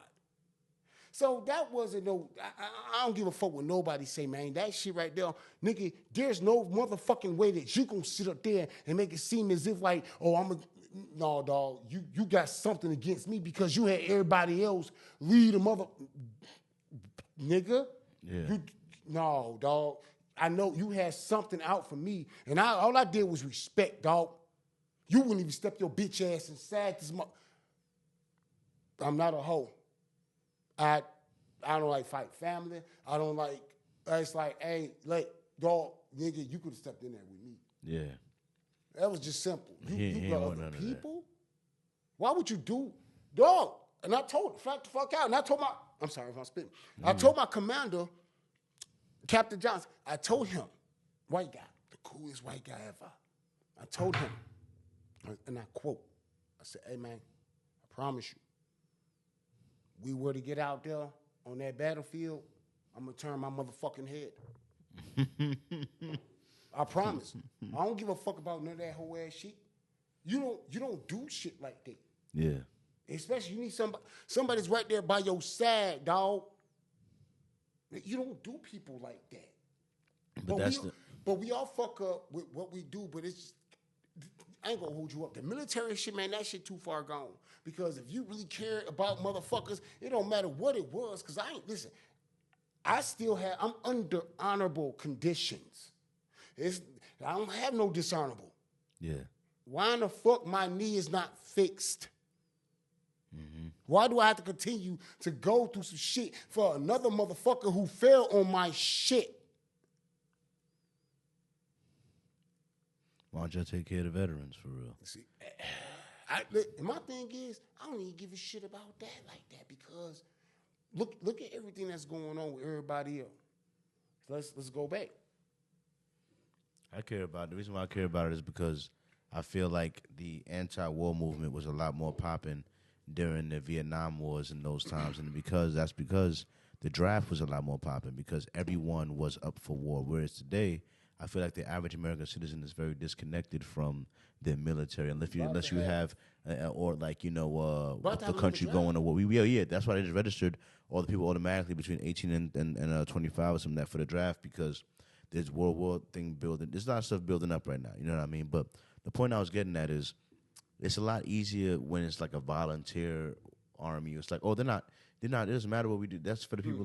But when they're coming for everyone's sons, all of a sudden America was like, hey, why are we going to war again? What's this about again? This better be a good reason. You know what I mean? It's not even sons no more. Yeah. It's the daughters as well. They're supposed to register them too. They're going for whoever. But we shouldn't do that. But As in, like, I think it's less effective. Like, let me ask you something. If you have a platoon of 8 people, right, and 8 men versus 7 men and 1 woman, right? I feel like she gonna die. not that she gonna die.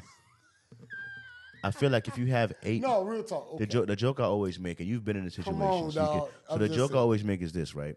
You got 8 men. If you're telling 8 men this, listen, our mission is to go into that village. We have a person that we have to get. We got to kill the people, get him, and bring him out. That's the mission. All right? Those 8 men are like, good, I understand that. Let's do it. Now, if you have 7 men and 1 woman, and you're telling them the same mission, they're like, yeah, we got to go in there, and we got to make sure Sally stays alive. We got to go in there and kill those people, and while making sure Sally stays alive. We got to get that guy out, but we got to make sure Sally comes out alive, too. You know what I'm saying? I feel like there's a guy's natural instinct to want to protect a woman next to him, so I feel like it might distract him, because he'd be like, because he'd be like, instead of focusing on combat, you focus. I don't give a while fuck. you would still protect your fellow man, I'm still saying, but let me tell you, it's going to distract everybody from you. You're not I'm being dead honest. You know what I'm saying? I'm being dead honest, and I don't give a fuck. Anybody want to look at me and say, "Oh my God, he tripping." We're different here within America compared to over there. I've lost like so many dudes that went. Like, I'm talking about, I went from basic training and AIT, and even let alone through you know what I'm saying, like the active duty. They went overseas, they died, and guess what we had to do? Stand there, fold flags, and whatever else. You couldn't even fucking close caskets. Dudes that I fucking went like, dog. Was training with. The fuck? You my girl? Yeah. She didn't die. Yeah. She got blew up. Yeah. Be crazy. I've seen it. Yeah.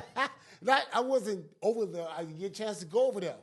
But guess what? Their bodies had to come back exactly where the fuck we were stationed at. Yeah. And they like, hey, you can't see this. But then, you know, I'm good with people. But, you know, they showing, when I say, who's seen dismembered fucking parts inside of a fucking casket? Yeah. I had people show me that shit. I was like, and it's different when you know. It's different when you know. That's not her. That's all that's left. That's not him. That's not. And then the smell, because the burn smells like, man. It's a whole bunch of shit. You can smell different. Way different. It's not. This ain't no pork chop. This ain't no motherfucking ribs. No. This is like, this what humans smell like? Fuck that. Now it made me feel like, nigga, I want to go. Because, hell no. Yeah. But then, my first sergeant, like I said, his bitch ass. Tremaine Smith. Yeah. You said, I'm not a real Smith. Bitch ass. Well, your last name was Smith? My last name is Smith. Yeah. Lydell DeWan Smith. This is who the fuck I am. Mm-hmm. I don't like when people, that was some whole shit that you pulled on me. Yeah. Like, damn, dog. Like, that's crazy. When you do shit that is right and correct, it would still seem like it's wrong, right? Mm-hmm. It's the same difference as, let's say, if I would have argued with my wife about something, if I said, hey, babe, what you doing right here, you went to the right too far right, you probably coming to the left a little bit, and even though she don't even know what the fuck I'm talking about, how can I get mad at her? Because I'm not directing. Mm-hmm. And that's not my job to sit up here and do that. My job is to let her, listen, you got to be who you are in order for you to. Yeah. I just look at shit like man, fuck out of here. So look, another one I have for you is this. Who? I don't think I had asked this question. Who were you in high school? In high school. High school. I would just say like this: 9th grade I was like a nerd because I was on honor roll. Oh, But wow. because of everybody that I knew that was within 10th grade, within graduation, I had a little bit of popularity. I wasn't that guy. You know what I'm saying? I never cared to try to translate that. I just, like, I was cool. A couple fights, and that was that. Yeah. I heard I'm sorry. Yeah, I'm sorry. I'm sorry. It's just, it's not. That's why I always end up louder because I don't know. I'm just used to talking on the mic, so I'm just more conscious of it. But I understand that not everybody's they're not used to, it's okay. Yeah, because I know if I go like too far this way. And then the thing is that then I turn it up, so then I can still hear you then. And then you come back, and then I'm like, oh, now he's too loud. You know what I mean? But it's not. It's okay. No, one day I'll have an assistant that can really do it. You know what I'm saying? Shit, but no problem. We're going to do it together. What you call it? Like a Tribe Called Quest. Right. But, all right. So now we on top 5 movies. Top 5. Nah, I try to give you a chance to get your top 5 list ready. Man, fuck you know your what chance. I mean? You know what I mean? Let me tell you something. When I listen. Top 5. Let's be honest. A lot of people like to say exactly what a top 5 is. I'm gonna tell you, it's not like that. But I can tell you movies that I've watched a lot, and it's crazy because that's not my top 5 because I don't have a top. I don't have a favorite. Remember, I told you when we was working. I told you I never have a favorite. It's just shit that I see, and if I feel like it's cool, I watch it. Right. So how many movies? What have you movies you rewatched or had heavy let's impact say on you? all the Avengers. Okay. Oh shit. Woo! Excuse me. So all the Avengers, we just throw that one right there, right? Boondock Saints 1 and 2. Okay. Shoot. We got What was the Boondock Saints about? Man, let me tell you something. So these brothers, they're brothers. They Irish. You know what I'm saying? Brooklyn. I mean, I got Brooklyn, Boston. Yeah. You know, around that area, and they just didn't give a fuck. They was just within themselves, and if you did something, we had no other choice but to. But it came from their father, who was like, "Yo, these are things that I had to do to get together, but I want you to understand you have to protect each other." It's a family type of thing. So the Boondock Saints, they made themselves be saints. I ain't gonna lie. As fictional as it is, it's reality for me. I feel you. Sound like a mafia type shit almost. It's like Goodfellas. It's like organized Casino. crime. Organized. You got it. I mean, I'm telling you. Let me see. Okay. Shit. Any of the Teenage Mutant Ninja Turtles, because back in the day, being a Talk about kid, the live action ones? man, back in the day, Or being you like talking a about the animated kid. ones? No. Live action movies? Back. I know exactly which one you talk about. Back. It was bad special effects, but It it had was like a like, good. man, It had a good like character about it. We had that one. We let me see. Shit, man, I promise you, it's so many different movies. Total Recall, the one with Arnold Schwarzenegger. That's not like a favorite top 5, but I'm just naming shit because I don't know what's the name. Because it's back in my Like, Remember the Titans is hey a great y'all, movie. I was born in that. 1982. All right, so that means it's so many different goddamn old movies that you can't even touch. How about this? You got Boys in the Hood. You got Menace to Society. Yeah. You know, you got Tales from the Hood. You know, it's so many things that we had when we was growing up. We had the first Halloween. And that was back in 1978 type shits, the Jason Voorhees, all that, the Friday the 13th, we had all that. So I promise you, that Candyman. Now that was a scary movie with that nigga with the bees in the bathroom. That shit was scary. Think about this though. I'm talking about the very first one. See, I'm a horror type of nigga, not a whore. I said a horror type of nigga. He both. No, just I was not that much. Not that much. not that I wasn't that much, dog. Yeah, he Freddy Krueger, all right. I'm on your Friday on that 13th. What you talking? Yeah, your dreams, all right. Me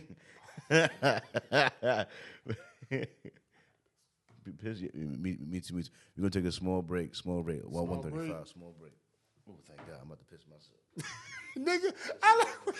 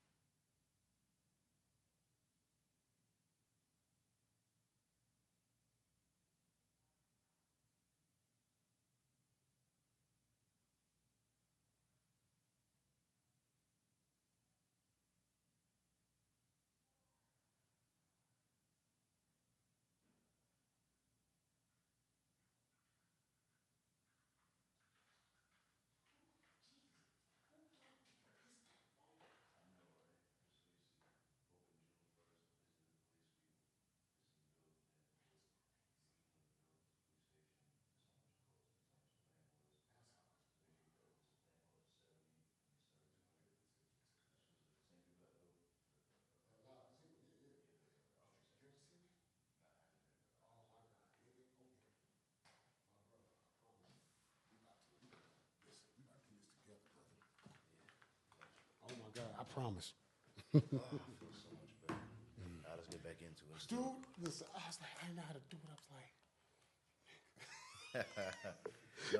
You ain't the first. You ain't the first, though. You ain't the first. It's okay. But yeah, we're back with the show. I need my energy drink. Nah, I mean, I'm getting to drink. Anyway, yeah, top 5 movies. You know what I'm saying? We're talking about so, like I said, let me put it like this. Yeah, you was going through all the So we movies. got Boys in the Hood, Boondocks, Boondock Boys Saints. in the Hood, Minister Society, My Teenage Mutant Ninja Turtles, Yeah, all the yeah. way through. Jesus Christ, man! Like I said, Total Recall. You got Terminators. Come on, man!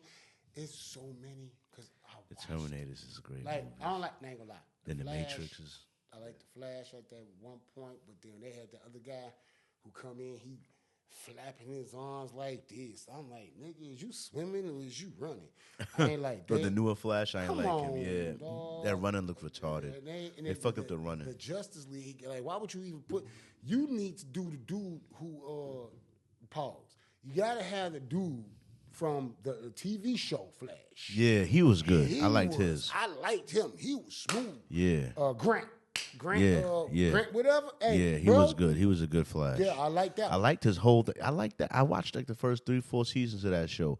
The thing I liked about it most, I think, is like it's showing a different. It really taught me what the Speed Force was about, and it also I liked the old Vietnam Flash and the different versions of Flash that was there. You know what I mean? And I like that. How they used the Speed Force and stuff like that. And Zoom was dead ass scary when he first came on there. You know, he was like scary. You know what I mean? And then Reverse Flash was scary. You know what I mean? Let me be honest. Let's think if they had a merge of Black Lightning and the Flash. Like the merge. I'm talking about if they were to actually, like, hey, come here. Yeah. And then that nigga going through, you know what I'm saying? And that shit none of was this. Crazy. Yeah, nah, like, that nigga, guy was you the dancing worst. while you running. That guy, you talk about the Justice League movie one, right? But I never heard of Justice League. I'm sorry, not to cut you off. Talk about the movies, right? Justice League movies, right? That failing ass Justice League movie. Because the animated show is fire. Fire. Come on. But the live action, what the fuck was y'all thinking? You got particulars, and I get that, right? But let's be specific. Pay attention to the motherfucking comics.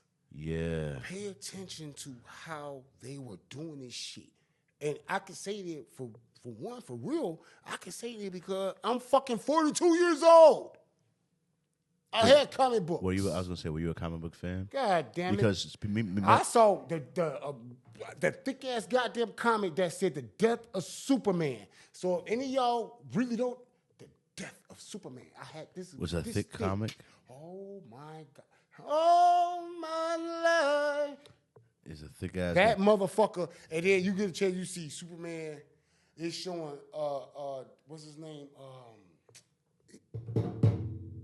That Lex big Luthor. motherfucker. Lex Luthor or no, it wasn't him. Dark Side. Nope.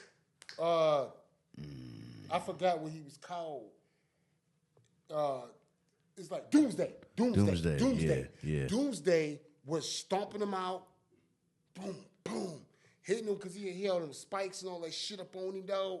Yeah. I was like, what? Like, hell no. Then he walked away. And they was like, Superman ain't moving.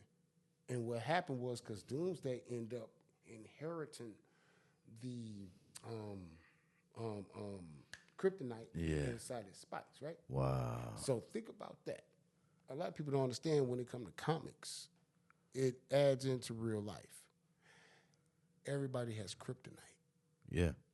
It's something that you would do, or something that you would have people, and they'd be like, yep, I'm going to stay away from you, whether it's something good or it's something bad. Yeah. You get people that like to see you do good, but then turn around and act like you doing something bad. You got a lot of bad shit that you do, but people trying to tell you, hey, man, you can do better. Or your weakness, but you something that's going to cripple you, something that everything, you know, cripple. Kryptonite. Cripple, kryptonite. That's what I'm saying. So something that'll, for me, if I had to put it on something, because I had told the people what was the truth. For like a month, I went through the trouble of finding a service that would give me Adderall because I was working very, very hard, and I was saying I'll do what the white people do. I heard that's the drug that'll help you stay up and get shit done or whatever. So I was afraid to get it on the streets, even though I did that once or twice. But anyway, I found a service that they would through online diagnose you, talk to you with a doctor, diagnose you with ADHD, and then they write you a subscription. You get like legal Adderall. You know what I mean? I did that. I did that for a month. You know what I mean? I was taking it, and I was like, you know what? This shit works, but I also feel like a crackhead. You know what I mean? So I decided to stop taking it. You know what I mean? But I say that to say, you was talking about kryptonite, things that are, I don't feel like substances are my kryptonite, but like women, I feel like are a little bit of my kryptonite, whereas in like, if my path, I'm trying to stay focused and I'm trying to stay focused on my goals, the temptation on earth that I feel like is most is whether you want to call it sexual energy or women, they're both in the same as women. Whether it's me diverting too much time watching porn, or diverting too much time chasing down new pussy, or diverting too much time buying clothing to impress new pussy, or diverting time to whatever thing you do. The point is, if I feel like women for some reason are like it's like my kryptonite. Whereas he's doing it, dog. He trying it, y'all. He know. I'm just saying. I'm just being self-aware. You know what I mean? This is CharlieGtv. Hey, make sure y'all stay fucking subscribed, because this motherfucker know what the fuck he trying to do. Because he know me. He know me. I'm sorry. I'm just so of all the things on earth, like I brought the Adderall thing up to say that I don't think drugs are the thing that are gonna be like my kryptonite. Some people have that problem. I was on Adderall and I canceled my own subscription. I kicked it when I seen it wasn't shit. I was on vapes for like a month and then I kicked vapes. You know what I mean? Like I don't think substances. You smoke cigarettes before? No, I mean I do. I have before, but I don't smoke them regularly at all. You know what I'm saying? Like you ever smoke cigarettes? I'm talking about when I say smoke cigarettes. Like regularly? I'm talking about nah. I've probably smoked about 12 cigarettes my whole life. And 6 of them was with women. You know what I mean? 6 or 7 with women. But my own cigarette, nah. I don't think I've ever even bought a pack of cigarettes. At most, I might bum a cigarette from somebody, but I only even done that maybe like 3-4 times. But I've bummed some vape hips off people. That vape. That helped me leave cigarettes. I hear it is healthier than cigarettes, but still not good. No, it's not. But it helped. But okay. I used to smoke. Because I played 2K. Shit, I'm about to say this. Ladies, stop messing with your man. When you playing video games. Dudes, stop messing with your lady. Because if y'all gonna play video games and you right there, see, I don't have a problem with that with my wife. I hate when I hear people, and I'm like, they just enjoying their lives because they don't want to go anywhere else to enjoy their lives. They're right there. At home, yeah. That's the crazy part. See, you see what Charlie G doing here, right? This is something for his own. So that would be like he got his lady or something, or he got a lady or something, and they'd be like, "Oh, you're doing this because you're just trying to be away from me, or you just don't wanna." People, everybody has their own hobby. Everybody got their own things. You let people be, your relationship will be that much easier. I struggle with that, though. Good luck. Listen, here's the killer part, though. You got to have somebody that has the same part of that energy with you. Sometimes you ain't going to have it. But if you know who the fuck you are, that's who you are. I know who I am for the most part. You see what I'm saying? I know I need to improve. Now, when you said that, right there, yeah. you said for the most part. So let me tell you, for all the part, you can't satisfy nobody who ain't worried about satisfying themselves. Yeah. You're going to be who the fuck you are. I'm an asshole. Shit, fuck, damn near everybody, listen, I'm an asshole, and I know I can't be that. But the killer part about that is, if I choose to keep myself out of your faces, if I choose to keep myself out of your fucking situations, if I keep myself away, that makes me an asshole still? Think about it. Well, that's why to me, that sounds like me. That's crazy. I'm just saying because in my lifetime, the people that have something to say about me or that don't like me, whether it's family members or friends, it's never what I did to them. It's what I didn't do. Like I didn't call them enough, or I wasn't around for this thing. I didn't beat you up. I didn't steal your thing. I didn't screw with your girl. I didn't do anything to you. It's what I didn't. Let me I didn't spend enough time. I wasn't there for this. I didn't do something. It's not what I didn't do nothing. To let me throw something out here to everybody that's actually watching. I'm pretty sure my wife and everybody watching, right? But my wife already know. If not everything, shit. But I had a situation before that I wasn't being a good friend, where I dealt with someone that they were married, but I thought, like, I ain't gonna lie, regardless of what I thought it was done. Mm-hmm. But it was like somebody had a child or had children on, and then it was like talked, blah blah blah, and it was a situation, drunk, high, dealing with, you know what I'm saying? It like, and then turn around, we end up doing something, and then from there, it's like, yeah, bro, you ain't think. What you felt bad about messing with a married woman? Hell yes.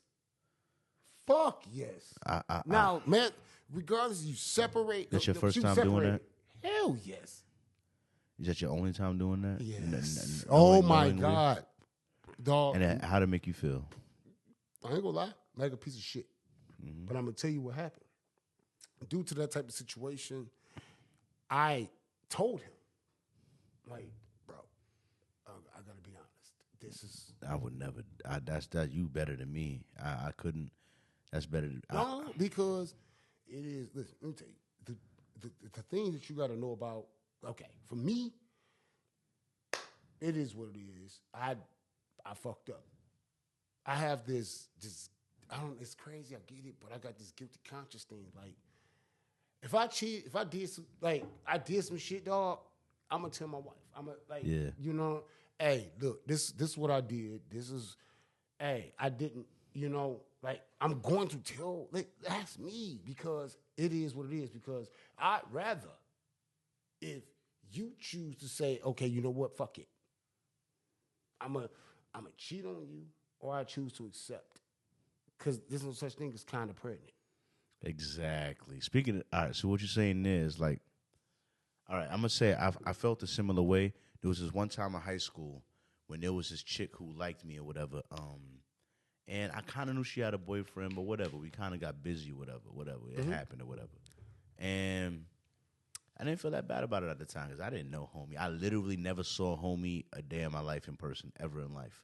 But for some reason, a couple weeks after me and her got the busy, God made it happen where us three, or maybe one other person was hanging out together, and I actually got to see this guy.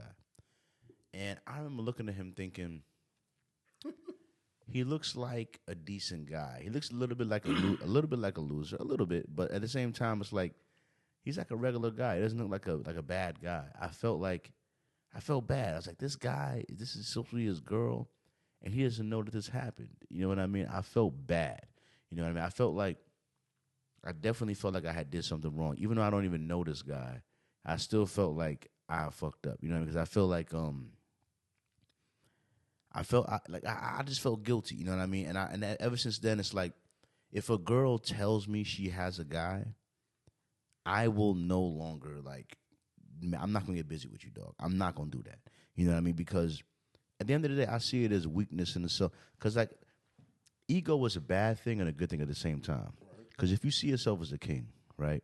If you see yourself on one hand, that could be a bad thing. On the other hand, it's like, then you should hold yourself to a certain standard. You know what I mean? It's like, it's the reason why. Talk about that. I feel like same thing with fucking bitches I work with, which is I fucked up with my second job. Because it's like, look, hold on. So you're telling me you're a king and you can get any bitch you want, but you have to fuck with bitches at a place that jeopardizes your money income? So you can't go get bitches outside of work? You that lazy? So you can't attract bitches off the clock? That's what you're telling me. So you need to jeopardize your money to fuck with bitches. That's what or are you a real nigga that could get bitches anytime you want? You have to, you know what I'm saying? So messing with bitches that you work with, to me, is like laziness and weakness and the lack of confidence. Listen, I don't need to mess with bitches I work with. I could, because it messes up. But at the same time, while saying that, I've also made that mistake. All right, but sometimes you got to do that mistake to learn. It's not worth it. You know what I mean? Just said. What? See, no, fuck that. He brought me here for a fucking interview. I'm gonna tell it just like them. No bullshit. I'm not going against my mom. No shit like that. But I helped a family member out move. I'm seeing that person is dealing with someone at a job. And I ain't even really tell that person what you ain't supposed to do or whatever, because that's not my job, because that's This what isn't pleasure. you want, right? But go ahead. But in the same token, I'm talking to my mom about this, and you know what she was like? She was like trying to throw me back up, like, hey, boo, I know you're not. It's the reason on why I said that, because I dealt with a situation like that. So it seems as if like certain people like to throw certain shit at you, like keep throwing you up under the book. And it was like, for what? Right? So I'm not saying like I'm trying to hold my mama, but I'm saying like, hey, I don't give a fuck what it is. Listen, I'm supposed to be a dead fucking beat, right? I'm supposed to be a deadbeat, and so much shit going on with these type of situations. People, pay attention to what's going on. Let me touch on that for a second, bad, because my you bad, saying you a dog. deadbeat really gets on my nerves a little bit. You know what I mean? Because let me tell you something. I've never had kids. I'm not a violent person at all.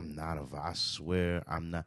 The first time I choked a girl during sex, she put my hand on her throat. Hey, come on. All right. So now just because after that I began to like, but I'm just saying naturally I'm not trying to do that. But all I'm saying is this, right? I'm not a violent person, right? But you crazy, right? But here's what I'm saying. What you call it? I think a woman keeping a child away from her father only affects good fathers, because a guy that doesn't give a fuck about being a father in the first place, you keeping the child from me when I don't care about being in the child's life, I don't give a fuck. But if you know I'm a good man, and you know I want to be a good father, then you know keeping me out the life will hurt me. And that's wrong. You know what I'm saying? That's wrong to do. You know what I'm saying? So I worry about that today. Today I worry about having a kid by a woman that would dare to like keep me. Like I'm not like I said, I'm not a violent person. But I could see myself getting violent in that situation. You know what I'm saying? Because I'll just be like, that's why I don't understand gangsters. I'd be like, y'all gangsters, and y'all be having y'all baby mother like dictate what's happening with y'all. I'm like, y'all gangsters, or y'all kill people. That's called you dick. A gangster. Dick is great. You a gangster, though. Listen. But here's what I'll tell that woman. Like, listen, woman, listen. Dick is great. This is my DNA. This is my legacy. Well, this is my connection to my future. Dick is great. If you That's think what they look at. But look, that's what I'm saying. I'll say it over. If you think that you're gonna cut off my ability to influence my legacy, if you think that you're gonna cut off how about what makes you think that I'm not willing to die to protect my legacy? Isn't that the whole point? Or I'm willing to kill to protect my legacy, right? So what makes you think that you won't come up missing, bitch? And I will come take custody of my kid. I'm joking. I'm not gonna do that. Fuck but that, I'm just because saying, it's called truth. I'm just saying, it's called fact of the matter. Matter of the fact. I'm just saying, I've heard so many situations. I'll be honest. I talked to this other gangster dude about male suicide, right? And how male suicide is like 2 or 3 times the rate of female suicide. And he said how he one of his homies killed himself over something going on with his baby mother, right? And I was like, these guys is gangsters. And a lot of times, like some reasons why I heard of some guys not wanting a job is because they have so many baby mothers that the moment they get a job, their check gets garnished to the point where for sure. It's almost not worth them having a job, so they almost forced to go to the street. And honestly, they just like one of their baby mothers getting mad and put the home in jail. Because you could go to jail.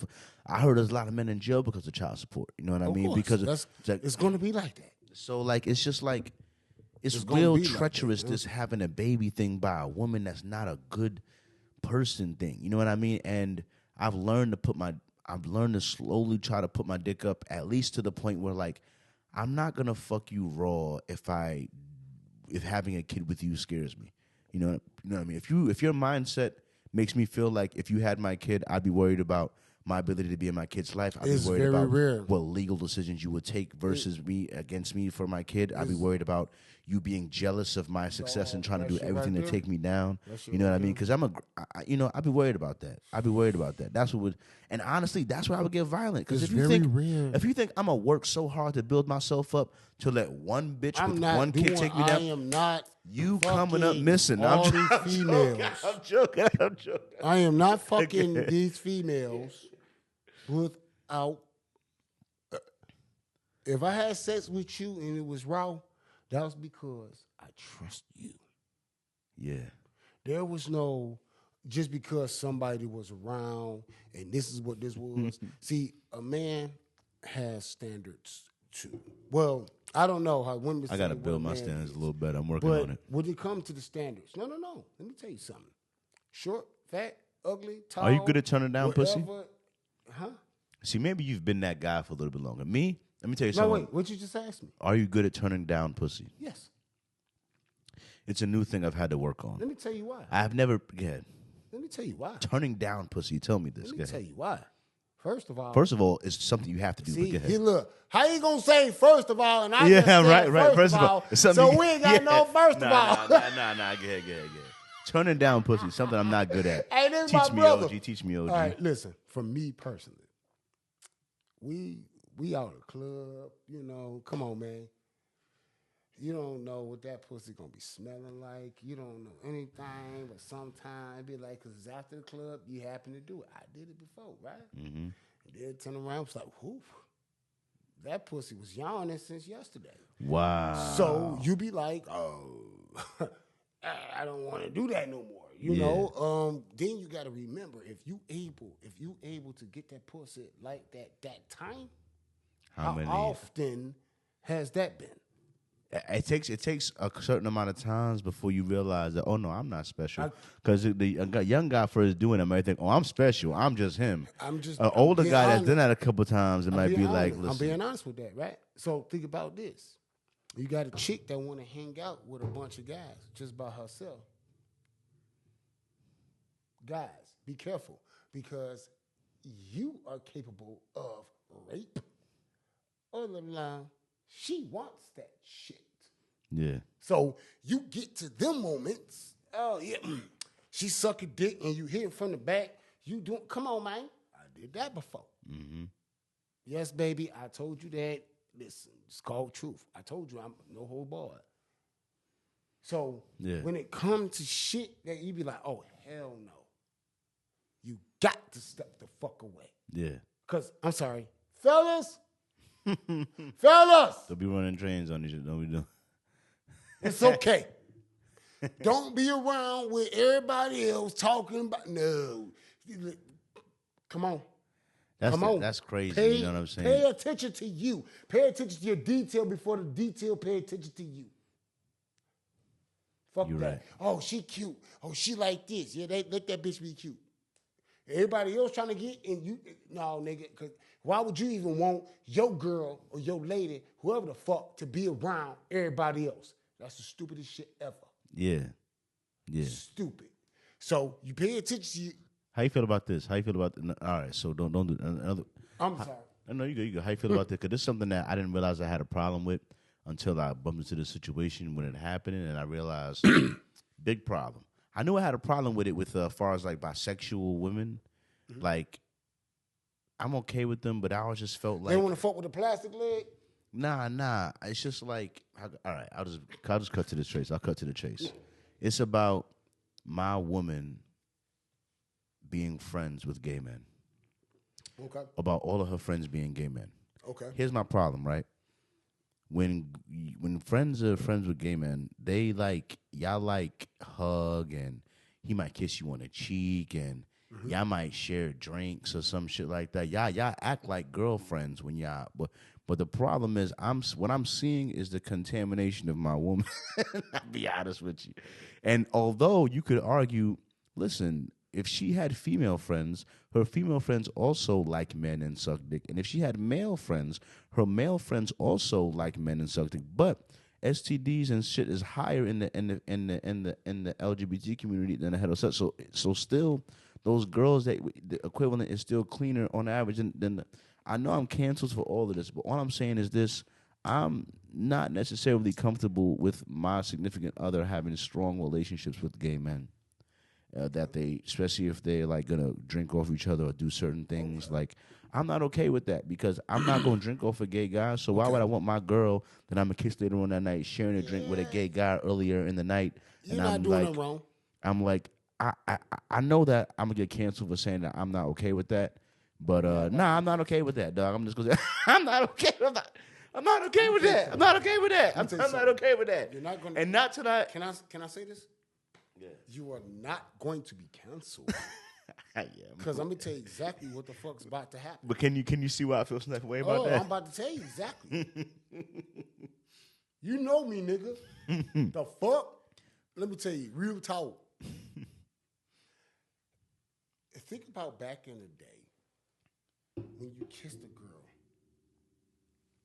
Think about back in the day when you kissed a girl. You don't know what dude she kissed. Yeah. You don't even know if she even knew what sucking dick was like. Yeah. You don't know. Yeah. It's the same difference as we sitting up here dealing with women, whether we like, love. That's the key thing. In order, listen, I like my wife, right? That makes me love her. Yeah. She's married before. She has children. Yeah. The fuck you think she was fucking doing? Yeah, 100%. 100%. You know, people, come on. We have to stop this fucking notion of I can't do just because of this and that. You are present in the fucking moment. Yeah. This is what you're going to do. This is what you're going to have. This is what the fuck is going to happen. Come on, man. Let's think about this one. I'm going to show this one more time, right? Well, I can say one more time, but think about this. She's sucking dick. She motherfucking, we listen. No man can I'm get eating king with pussy. a I virgin. look the ass. Listen. The fuck? You gonna do shit. You're going to have these motions. People have done things. So we gonna sit up here and make it seem as if you're the only one that's supposed to do something to me and for me. Guess what? You lost already. Come on. I can't. Well, no one's getting virgins these days. Neither of us. Think about no one's this. getting virgins. How do you think you get kids? Bloop, bloop, bloop, bloop, bloop. That's how that works. Why? That's how that A works. lot of them swallow kids or spit them out. Yeah. You put in the booty, you did whatever the fuck you wanted to, right? You see, these are the moments that people have to understand. This is what the fuck we do. But I'm saying in regards to like a gay guy, like they're gonna do whatever they doing. But now once again, you're just not here. Sorry. What I just said. Yeah. There we go. Yeah, I understand these things. See, I don't want to get too deep into the gay thing. Let's be honest. It's the same difference, right? Think about this. You Why right. do you want to go on like Pornhub or what's the other one? XNXX, something like that. Stop it. Hold on, I'm trying to figure out. They know all of them. Go Stop ahead, mate. Put them on there, because this is what we gonna do, right? We gonna see. I didn't show me something, right? Yeah. Hey, Dale Smith, show me something. Hey, me and my wife, we go. Wait. But no, real talk. The fuck? I'm just saying. It's like it's the same difference as if we know what anybody's going to do because they're gay. We already know what they're going to do but we don't have to see it. We're not forced to see it. They're forcing the kids to see it and say everything is okay. I'm not against anybody because I have friends, I have family that's gay. And I get it, but I can't get mad at it. This is what you choose to do, but I say don't force people to do or try to be. It's the same difference as trying to say, oh, you got to be with God or you got to be with Satan. Once again, no such thing as kind of pregnant. Yeah, exactly. So I gave up a long time ago on how people gonna be and how you gonna be, because when I was young, I was distraught by excuse me. I don't like talking about it. But seeing like my mama when she got hit with a motherfucking crate right? Crate? Like a milk crate. And she, like, you see, like, my gas right here? Yeah. She is very similar. Excuse me. It was very similar. And, like, she had to get stitches and shit. You know what I'm saying? Like, damn, I'm young. I don't know what the fuck to fucking do. Mm-hmm. I'm looking at all these times. It's just coming up through everything. I don't give a fuck what go on. Look, dog, listen, I'm about my shit. I don't want no problems with people. But if you have a problem with me, that's fine. Holler at me. I ain't no bitch. I'm not backing out. I'm not doing all of that. But if you want something, okay, let's see what you want. Mm-hmm. Yeah. Let's see what you want. I don't care about all this extra shit, man. I live and I die. But I'm worried about protecting everybody that I love the most. Mm-hmm. I got family. I don't have it all. Yeah. No. That's crazy. And I got to say this. And I hope if it comes, my other son, I'm sorry. You have more than one son? I know you have one son that is older that had gotten shot that you said was in the South. But that's the one I'm talking about. Yeah. See, I don't want to, like I said, I don't want to put names and try to be all like, you know what I'm saying? It's just when, like, you got shot, bro, and I told you, you be here, you'll be fine.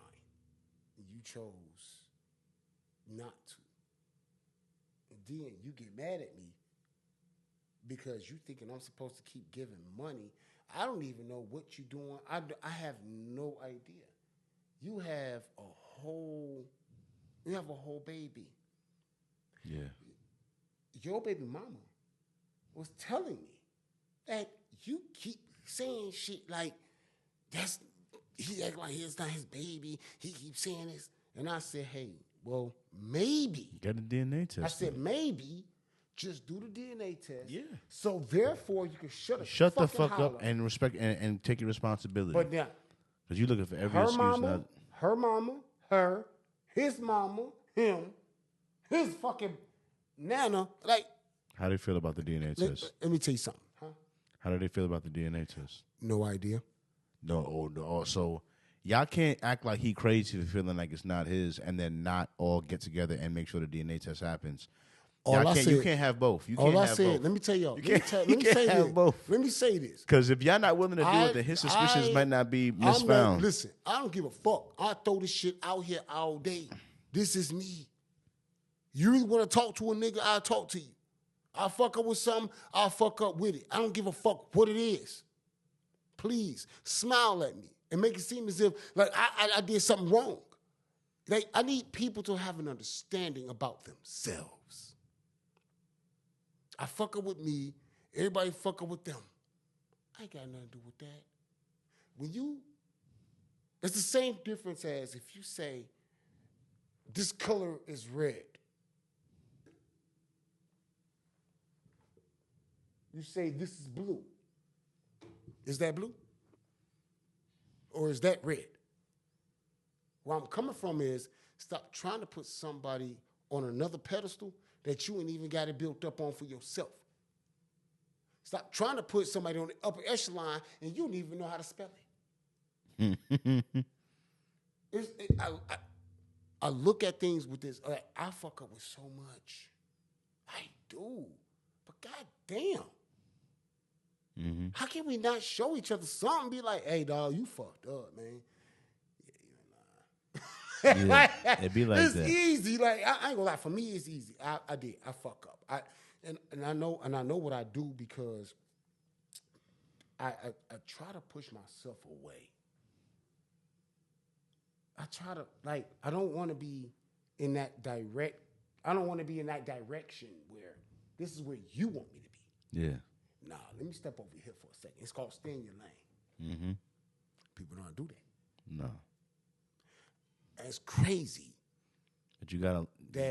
It's crazy, dog. Think about this. I got 5 kids. You got 5 kids. 5 kids. What's your and 5 kids? A grandbaby, right? But obviously, I cannot be a grandfather.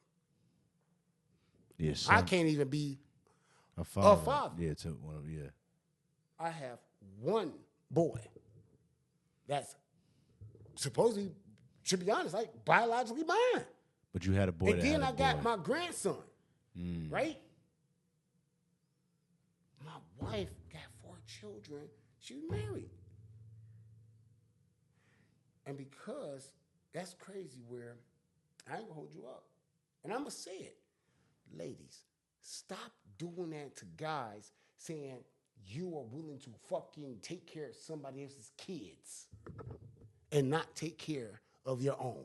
Stop doing that. Because when you push people away, you're making them feel like, damn, I can't even communicate with you because I'm trying to communicate with my kid or kids. However it go, when y'all do that to the guys, it's like, yo, I am doing the best that I can. But you're mad because somebody's doing something else compared to what you're doing. Hey, I'm going to throw it right out there. And while y'all looking, I'm going to tell you exactly what was happening.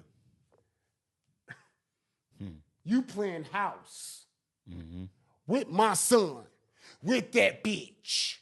But you was playing hotel? Yeah. How many niggas? And then on top of that, you sit up here. Dog, that shit pisses me the fuck off. Don't sit up here and try to put somebody else on something. You just put yourself under the ladder. You're supposed to be on the echelon.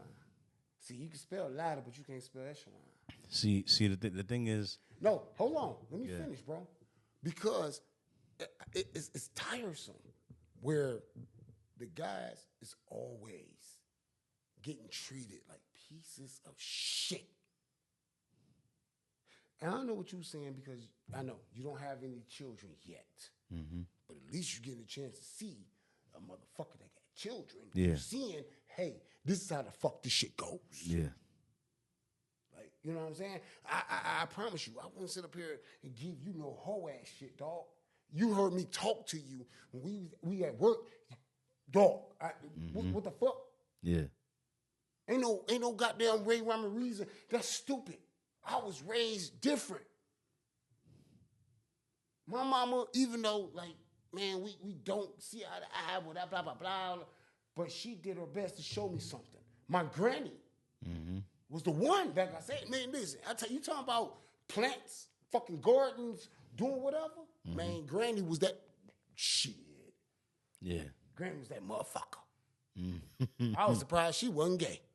Oh my God. All right, see, went over your head, nigga. Yeah. A motherfucker. Yeah. You silly as hell. You silly as See, hell. I'm old school, y'all. Hey, y'all, look, we old school. Listen, He be killing I'm me. be honest. He came with that. I remember he said something like, when shorties be hoes, like she been around the world and yeah. That shit had me dying, man. Listen, let me tell y'all what Yeah, I let told me- my little brother, right? I said, you got to realize when you be with somebody, and if they already can show you something before you able to see it, been around the world and yeah. I'm telling you. Because That's I did it. I was like, oh, she was yeah. I don't know this. Oh my God, yeah. She was an yeah. Yeah, for real, son. And I learned that about one shorty I should have never messed with. I'm just thank God that I got out of there clean for the most part. You know what I'm saying? But the truth is that a woman with, like I said, a woman with kids. It's not that I wouldn't. It's just like because my mother was a single mother at one point. You know what I mean? She's married right now. You know what I mean? And I know my mother is a good woman. You know what I mean? For the most part. You know what I mean? So it's like the thing is I know that there are single mothers that are good women. You know what I mean? But it's such a risk to me, man. It's such a I don't know how I feel about it. I hate that you even just said that shit. Because I had one guy tell me that he said that he feels like women with kids have the better mindset because it's like women that are single are more likely to be selfish, living for themselves. But see, a woman that has a kid understands nurturing and understands how to live for more than just herself, and therefore might be more pros and cons. So it's like pros and cons. Pros and cons. Pros and cons. It's like pros and cons. I see one. Like, I boats see and one. hoes. I see both Boats and arguments. hoes. Boats and hoes. I see Pros both. and cons. I see both sides. You know, one hand is like, yeah, she understands responsibility. She understands what it takes to hold out. So she is more likely to respect the man in her house and structure and things because she understands that she's lacking that and she needs that. Whereas a single woman with no kids, she doesn't understand responsibility as much. She doesn't understand why structure or certain things are responsible. She doesn't because she doesn't have that response. She doesn't have that kid yet. You know what I mean? So do you not see when I always say there's no such thing as kind of pregnant? Yeah. You don't know what it's like to have a child.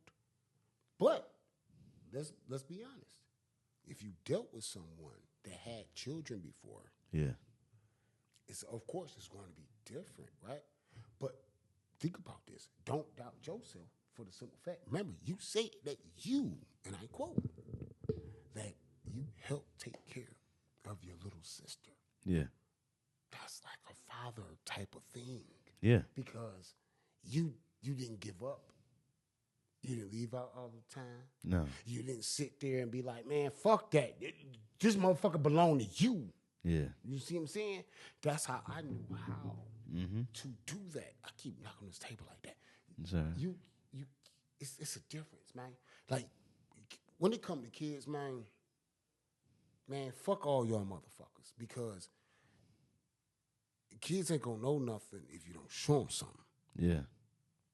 Being honest, you the same age as my little cousin. I changed his diapers. Listen, I was sitting on this fucking porch, right? I got my sister and my little cousin. I had to put the goddamn gate, let them be on their goddamn little the little things you sit them in, and let them just they bounce around and move run, around. run around, man. I'm sitting there, and then guess what? Even outside, I'm smelling because my nose that big, right? So I can smell they boo boo or something. So I gotta get them. I'm doing both of them, getting them together, and you know what I'm saying, like this, getting their milk. I'm sitting here holding both of these little shits. As I'm watching my motherfucking friends throw the football, talk about they trying to hoop past each other. Are you over there handling these babies? I wanted to cry. Nigga. I wanted to cry. When you dealing with because I'm shit. looking at what my friends is doing. It's like, dog, man. And I want no punishment, but it seemed like I was. Yeah. But it was cool because I had to experience. It's fine. Yeah. It's cool. Because it wasn't worth it for me to sit up there and let Kiana and let D sit there and poop. They're going just to fall. You know? Like, yeah. It's not worth that. I was raised different. Yeah. My granny, ever since I was 6, 7, 8 years old, man, cooking, cleaning, learning how to sew. Think about that. Sewing, nigga. Take that, put that through. Here's the loop. You put that, slide that through. There you go. I had to learn how to sew just off poverty because I remember I had this problem where, like, see, I was fat, right? Yeah, patches. Here's what happens. You're fat and you sweat a lot, right? Which is hard on material. It makes it more likely to tear. So you're fat, you sweat a lot, and you got big thighs, and you fucking. So you know what happens? I'll tell you what happens, you fat kids. You know what happens? You get a tear right by where your balls are and all your pants. I was never fat, but I know that part. Or all your pants, because you fat, your thighs rub together. It fucks with the material, and then you're sweaty, and you rubbing the material, it falls apart, right? So you can either walk around with half a ball fall out, or you buy that little bum ass dollar thing for $1, and you learn how to sew that bitch up. You know what I mean? That way you shouldn't hang, because if you think you about to get another pair of jeans immediately that week because you ripped a hole in your shit, that ain't about what's about to happen. You know what I mean? So I done had to learn how to sew up right by the seam, sew up something off, or necessity is a mother of invention. You know what I mean? But I done been there. You know what I'm saying? I remember when so back in the day, you supposed to be like, let me go ahead.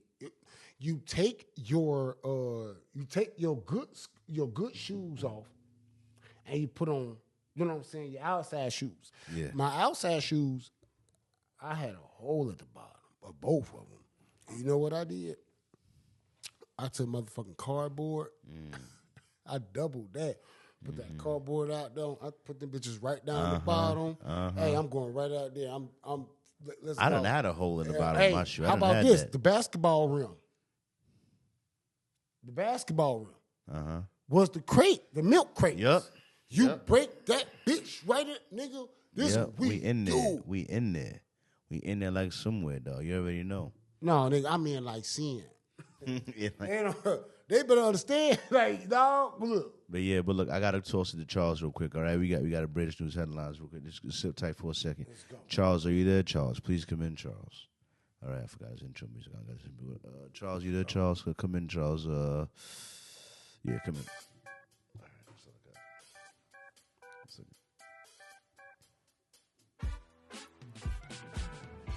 Oi, man, Charles here with the news and the headlines to keep you lot informed of what's going on in the world. You understand? First story up here: military court, 25 soldiers in DRC sentenced to death after rebels who captured in the town. You understand? And plenty of bad things happening down here in the Republic of Congo. You understand? So there's war going on in Africa, as it stands. You know what I mean? So tons of war going on in there, and people sentenced to death unnecessarily, I believe. You know what I mean? So moving on. Next story we have here. Authorities in China have confirmed that at least one person has died and 79 injured after a tornado hit Providence on Friday. So we have a bit of an image here. Apparently there's tornadoes in China. And it does look to be quite a big one, you know what I mean? So that's a terrible thing going on there. So yeah, thoughts and prayers out to the people in China. You know what I mean? I'm sorry that tornadoes and all that is happening, you know what I mean, where you're trying to live a civilized life. Next story here. During a White House press conference, you know what I mean, Xi asked questions about him dropping out the race and about him doing cognitive studies, in which the head speaker, representative of the House, who's representing the president, actually, closed her books and ran away at that moment because there wasn't an answer to them questions. You understand? And here we are. Last result: FDA announces a ban on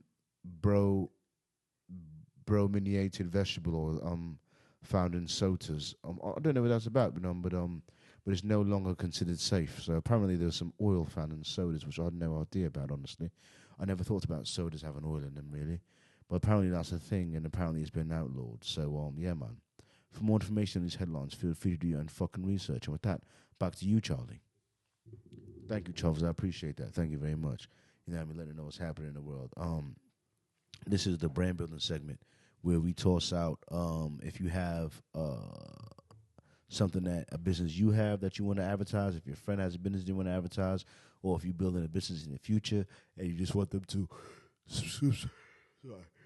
follow you to stay tuned for your tuned for your future businesses. He might as well just sing. My bad. When I'm with you. This is what you call it. So this is a shameless plug moment. So plug yourself, plug a business you got, plug your friend's business. Well, actually, to start off, thank you to my wife, baby, Cree Smith. Yes, ma'am. AOF. We're going to do it. We're going to make sure we got everything set the way that we need to. So what AOF is, once again, is called All Out Freaks, right? This is something that I helped start. Well, for sure I did. I came up with the name, but that don't matter. You know what I'm saying? I had partners with this. You know what I'm saying? Mm-hmm. But I want to make sure we can make it a brand. So once again, being able to do like some food trucks, doing like food trailers, if that, being able to to transform ourselves based off of what we did when we were younger. Mm-hmm. You can still be able to make it better as you get older. Yeah, that's the main thing. You know, I respect that. You gotta just look at yourself sometime, man. Give yourself a chance. And that's the one thing that I didn't do. I didn't give myself a chance like that. So it's crazy that I'm actually fucking married, right? Mm-hmm. I'm fucking married. I never thought I would. Never thought you'd be married? I never, because I couldn't trust nobody. I couldn't be like, man, I swear to God, I promise to God. I ain't trust nobody. No. It's like I see potential in people with certain shit, but it was always disappointment. But then I had to think about it. Within disappointment, you get kind of disattuned. Then you get discernment. Then you get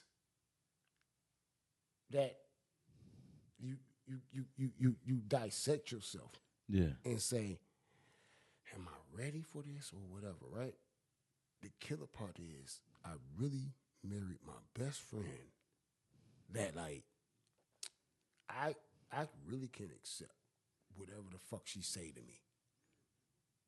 And you want her building business. She'll be like, hey, nigga, look. She'll say that like that, but she'll point out. There. Yeah. Be like, you know what I'm saying? And a lot of that's the part. I want to tell a lot of guys, hey, don't be scared to have a strong woman. Yeah. Don't be scared for that shit, dog, because you need that. That help keep you strong. You need that because it's cool. Like, I could talk all my shit, but I know for a fact, what the fuck I'm going to do without that? Yeah. And I'm not saying just to have it. I'm being honest. That's crazy that I really feel like that. Like, I don't know what else to say. I'm keeping it 1,000. That commitment, though, but that's good for a man, though. See, helps keep him centered. What you just said, though, y'all got to understand, too, commitment compared to faithful. Mm-hmm. Everybody want to say, I'm faithful to that person. No. Are you committed? You got to be faithful to God. But you have to be committed to that person. I'm committed to you. And we all fuck up with something, but what can you do to make it better? Yeah. I don't give a fuck what it is, whether you're married or not. It's just all about, it's your contribution to you in order for you to pass to somebody else. Yeah. That's the only thing I can tell you. I tell y'all what. Make sure y'all stay here, stay subscribed, like, 100%. Love everything. CharlieGtv. I appreciate the hell out of you. Y'all got to listen. But I'm gonna find out a way to make y'all go follow my guy, man. Yeah. He's got catering businesses coming up, food trucks coming on the way. You know what I mean? Stay tuned to my homie, man. He got nothing but good things coming for y'all in the future. All right, brand business we building out here. Me, CharlieGtv. Y'all already know I'm in a hole. My finances been fucked up by me building and getting a new car and getting a new apartment, and I'm working on building that. I'm not throwing up gang signs. I was just doing shit. Yeah. I'm not throwing up gang signs. Don't do it, please. I don't know. That's one of the only rules. I don't know. Look, I'm throwing up the ring. I'm just saying, hey, this is just me because every time I do this, that's just me, my peace sign. Yeah, my peace signs is like this, but I got to throw this because that's my ring. I represent my family. Yeah. And I'm talking about, I represent every part of my family. Yeah, family man through and Y'all through. Got to understand, man. Y'all understand? I promise you will see. AOF coming soon. 100% AOF coming soon. Make sure y'all go watch, all right? All Out Family, All Out Freaks, or many different ways he wants to flip it. You know what I mean? He's a very creative individual. So make sure I go follow homie and stay tuned for the great things he has coming in the future. You know what I mean? Me, CharlieGtv, listen, y'all know I had a goal starting off of 100,000 views every month, and that I've had some months when I hit it and some months when I fall short. I just want to say last month, for the month of June, I came back and close to hitting it, and I'm going to probably fall short in July, but I came close. I came to 93,000 in June. You know what I mean? Yeah, I know in February I hit 114,000. In March I hit 135,000. So I've hit the mark and gone over a couple times, but there's been some months when I had only 60,000, only 70,000 views. You know what I mean? But right now I'm at about 500,000 views for the year, and I'm getting close to 600,000. You know what I mean? And I'm working on it. You know what I'm saying? I've had some great podcasts. I've done great. So many podcasts came out this week.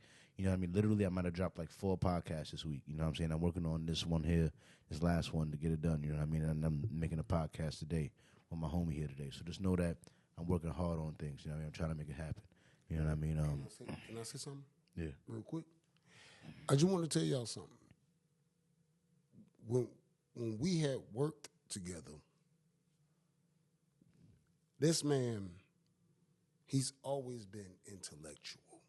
He always had an idea of things that he wanted to do.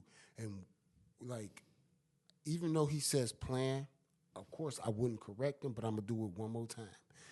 You do not have the plan. God has the plan. You have the idea.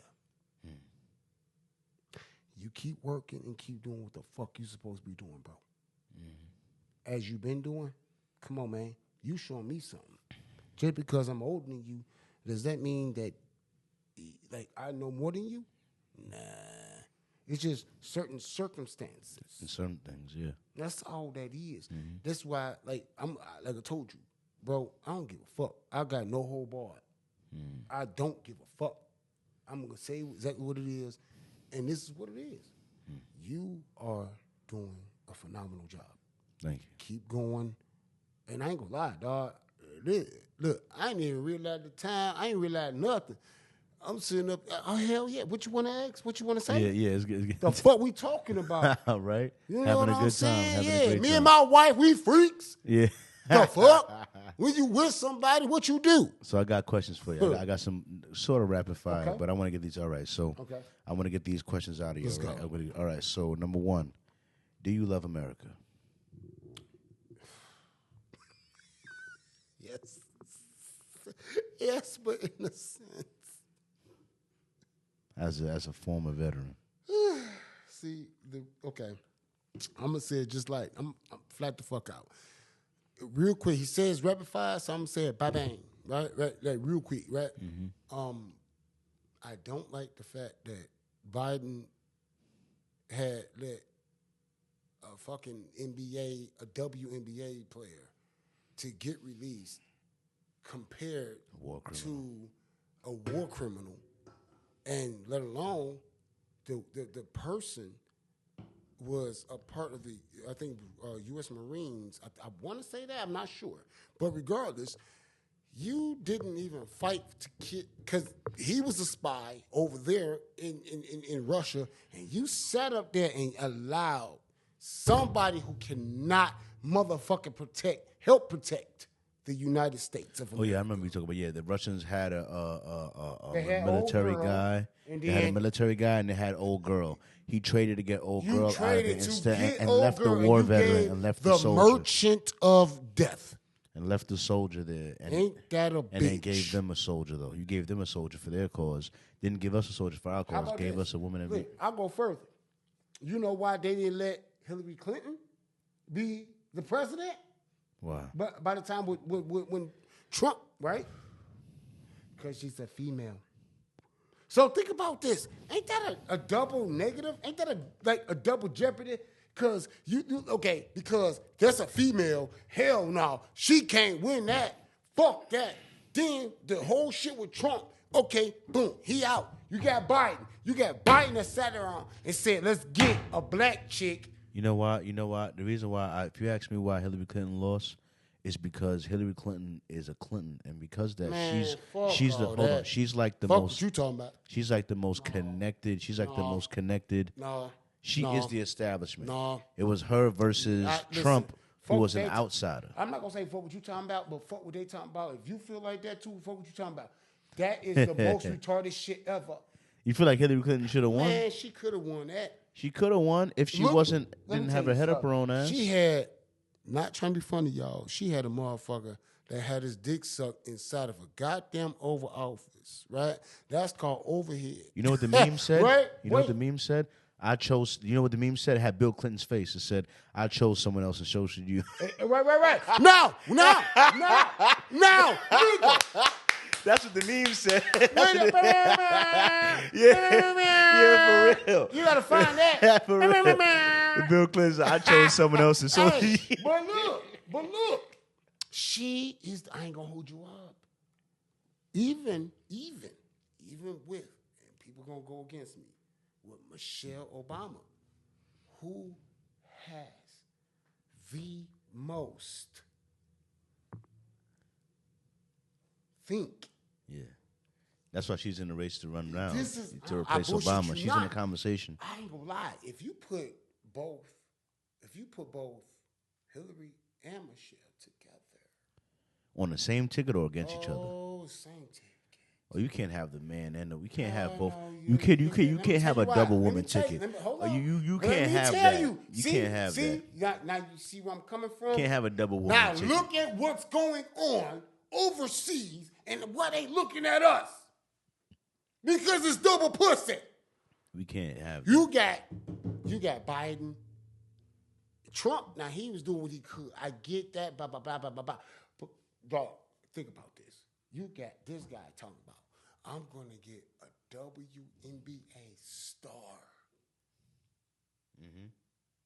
From over here because of some vapes, all that kind of shit. You put yourself in that position. We not bringing over somebody who knows and got information. Exactly, the soldier. All right, so I agree with that. All right, but hear me. So that's double So I asked you if you love America, and you said you want America to have a do. Okay, I do. But I don't like what the fuck You don't like the government. on. You don't like the government. You don't like what the government I'm not agreeing. I'm not agreeing at all. All right. So my next question is, what is America's biggest problem? Us. Us who? As a collective. The people? Us. Us? Our biggest problem is us. All of us. All right, elaborate on it a little bit. We're still doing the same shit. We keep trying to kill each other. We keep trying to go against each other.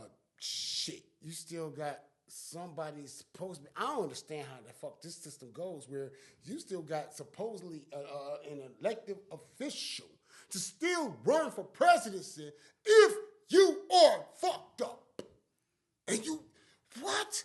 What, like a felon? Is that what you're saying? Come on, dog. Is that what you're referring to? So you telling me if somebody's supposed to be a felon running for the fucking presidency of the United States, I'm not mad at that. It is what it is. But I'm being honest. Come on. I'm not even. Can I run? Can I? Yeah, probably. Yeah. But I'm saying. Look at me. Donald Trump, whenever you know, there's a president one time ran from jail. Richest. But I'm saying, if you had to vote today, would you vote for Biden or Trump? Me. I'm gonna smoke this in a minute. If you don't want to vote, I understand. I need my cigar. I understand not wanting to smoke. I mean, not wanting to vote. I understand that. But look, have you seen the debate? Did you see the last debate between these two? Nope. You ain't see the debate. You ain't see none of the highlights. Not watch either or. All right, so I'm still gonna ask you, which one would you vote for based on what you know, Biden or Trump? Me. You? Independent. All right. Oh, the independent choice is Kennedy. Me. JFK. So you probably wouldn't have voted for Kennedy neither. Me. All right. So I'm gonna put Lydell Smith in the goddamn ballot. My next question. What's black people's biggest problem? Us. Same question as America. Same answer as America. But you're not wrong. Black people's biggest problem is us. I agree with that 100%. Our self-destructive culture and praising ignorance. Why get mad at somebody else that's actually doing for themselves, and then you're not even given a chance to see what they doing for everyone else? That's why when it comes to, like, I'm be honest, when it comes to the hood, it's crazy that I don't even want. We don't live in the hood, but I'm just saying that you get people. What up, though? Hey, I just want to make sure you got some ketchup. You know. You lying? That happened in the hood? Serious? You ain't got no ketchup? Nah, I was gonna go to the stove. Not brother man from the Fifth Flow. That's from Martin. I thought that was just a joke. Them niggas exist for real. This shit is real. You get hope on fuck deal. You get motherfuckers, man. You sit up there, you cutting your grass, and you get your shit together. You get nothing. Get talking about some. Hey, you cut my grass. I give you $5.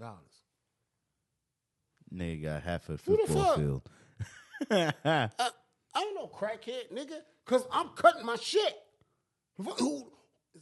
And that will make you feel like, hey, man, now. And then you got to realize something, right?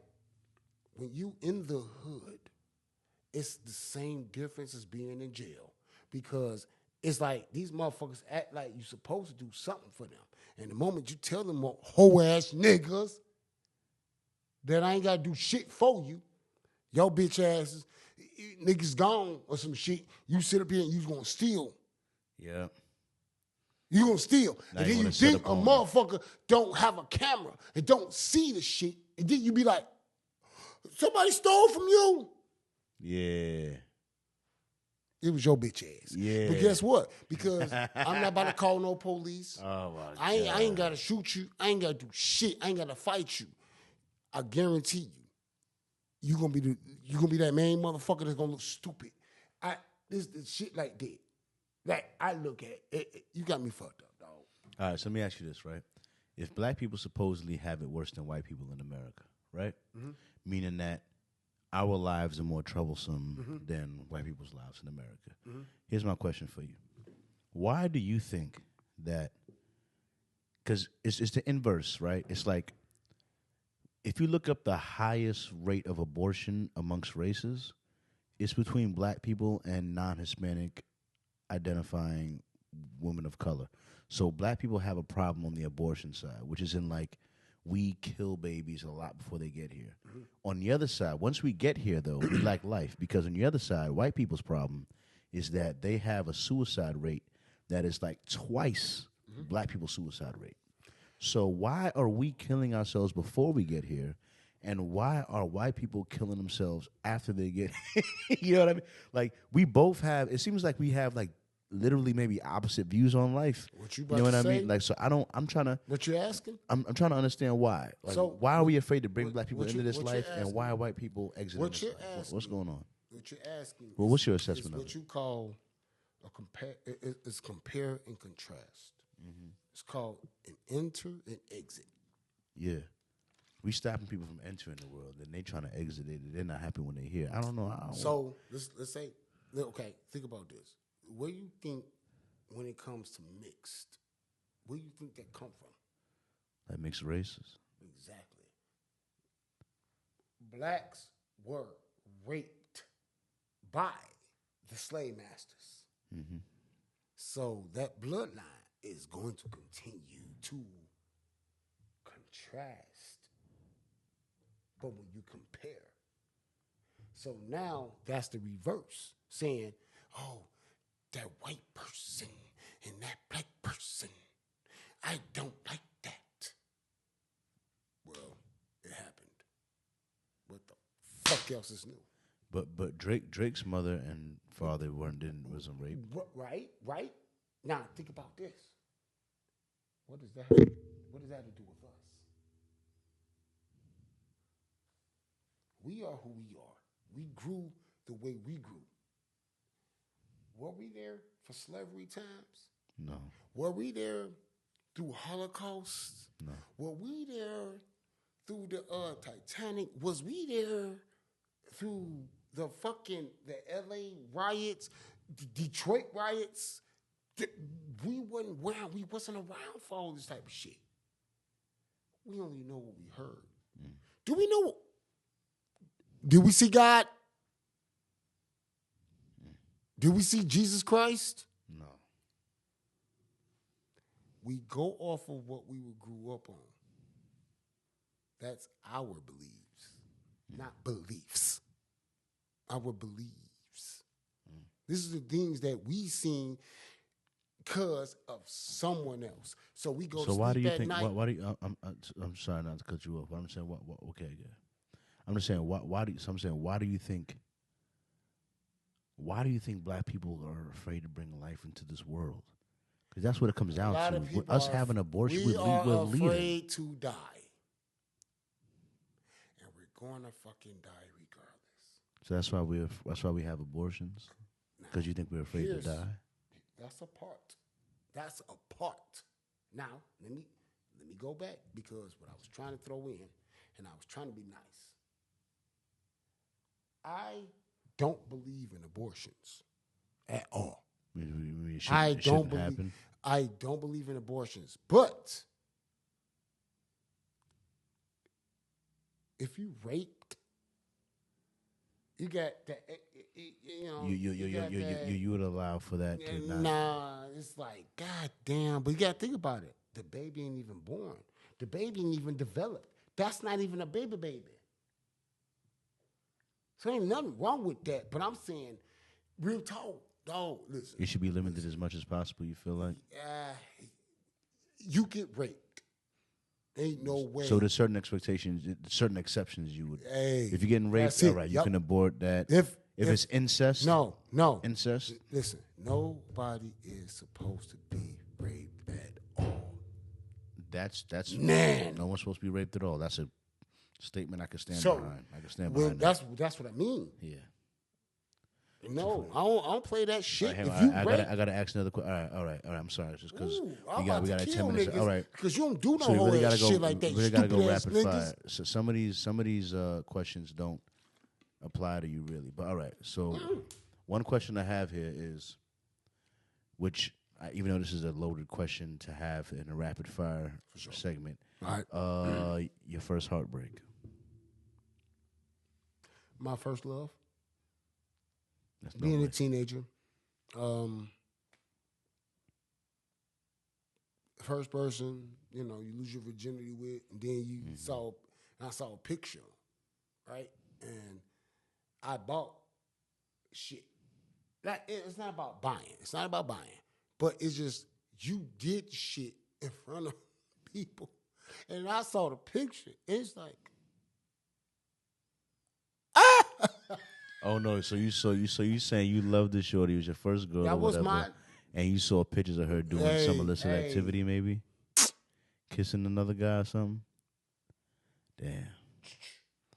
Damn. Hey, bro, is this? I know this yours, right? This is Damn. yours, right? That's the equivalent of today's guy dealing with his girl having OnlyFans, and then dude showing this your girl on OnlyFans. Like, damn. Now, back in the day, But a that's lot of people even don't worse. understand. That's even back worse. in the A day, picture, a Polaroid. it's- You got a Polaroid of your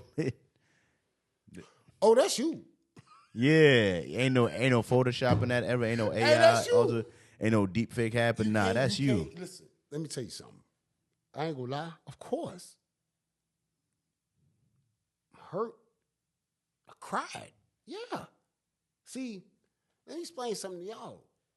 You gonna hurt, man. You gonna feel something. That's if you care. That's up to you. So that's the situation that happened at hand.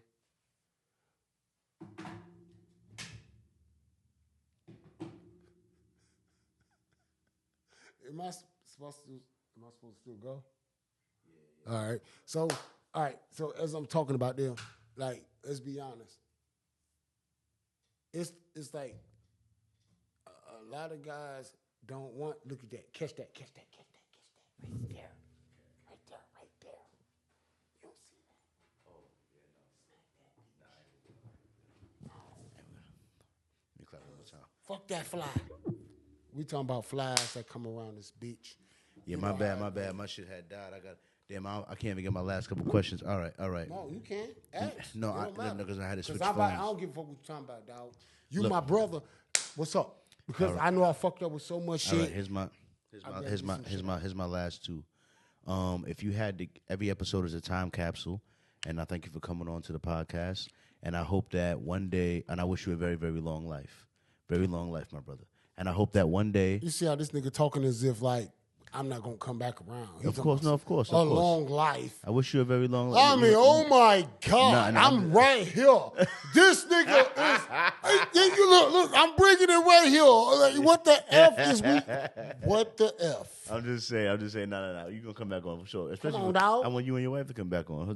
see, But anyway, that's what but what I'm saying, I wish you a very long life, and I hope one day you 70 years old, 75, 80 years old, and you talking shit. One of your homies like, yo, listen, man, I was on the podcast way back in the day talking my shit in HD. That's the point. You know what I mean? Let me play That's the this point. episode for you one time. You know what I mean? So if that does happen, hopefully you choose this episode to play.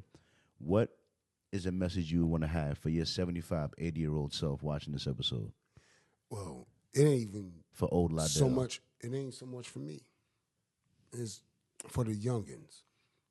You got to pay attention to yourself. Remember, I always say, like, That was the pay next attention question. to your detail. Yeah. Or the detail pay attention to you, right? Mm-hmm. So for me, I'm 75, 80 years old. It ain't much that I got to say. I'm saying it right now. Mm-hmm. I ain't got nothing to say. What's up? What do you have to What say? y'all got? What do you want to say to if you're 75 years old watching this? What do you want to say to yourself watching this at 75? Shit. You got nothing to say to your old self? I just said it. All right. This is fucking flag. Look, let me tell you something. Pay attention to you. Because it's a lot of shit. You got motherfuckers that's already watching you. Watch yourself. You're right. Look at what we do and how we fuck up. And the moment that we keep doing it, guess what? You got other motherfuckers that's sitting there looking at you saying, hey, this the fuck I did. They playing you, dog. And guess what? You playing yourself. Because you're not even looking at what the fuck you got to do. We lose people. That's one. We're not understanding that we losing ourselves. That's two. We looking at everybody else's other shits. And we continuously losing. That's 3. 4, 5, 6, 7, 8. This is us. This all starts with you. You know, personal accountability is always respectable, and that's very important. You know what I mean? We lose, but it is what it is. Also, all right, so if you could, my second part of that question, which you already sort of got to, was that if you can give advice to 20-year-old Lydell, what would you tell him? If you could go through a time portal to talk Nothing the same. Nothing to say, except probably pay attention. It's just the same. It's good advice for real. Like, because you can only control what you do. That's what you do. If you're not focused, thank you. You can only control what you do. That's the part. You can't control nothing else. And even then, trying to control you is also hard to do. Think about this. Even then. But, bro, think about this. For me, yelling and being like this, that's how I yell at myself. Yeah. Now, think about that. See, a lot of people look at it and be like, if you acting like this, you're like that. That's because that's a part of you. Mm-hmm. You are you. You can't allow everybody else control what you got and to do what you do. All you want to do is be able to influence yourself. Just say, let me go ahead and be, this is how the fuck I am. Yep. That's all I can do. Hey, AOF, All Out Freaks. All Out Freaks, 100%. Listen, let me tell y'all something. You better motherfucking pay attention. CharlieGtv. I'm working, baby. Like, real talk. This man, he's doing it. You know what I'm saying? Like, I appreciate you when I coming say on. AOF, it's All Out Freaks, but All that Out has family. nothing to do with this. But I'm just saying, hey, I promise you. Listen. Okay? Pay attention to this. I respect you. Thank you, brother. What the fuck we talking about? But you already know Fuck how the I rest. do, man. You already Fuck know the how I rest. do. Can I say, oh. Thank you very much for coming on. We on. You already know how I do. Listen, there's a lot of places your ears could be. I'm honored they chose to be with me. When in doubt, use calm honesty to express your vision. But most of all, thanks for listening. Always vibing. Always vibing.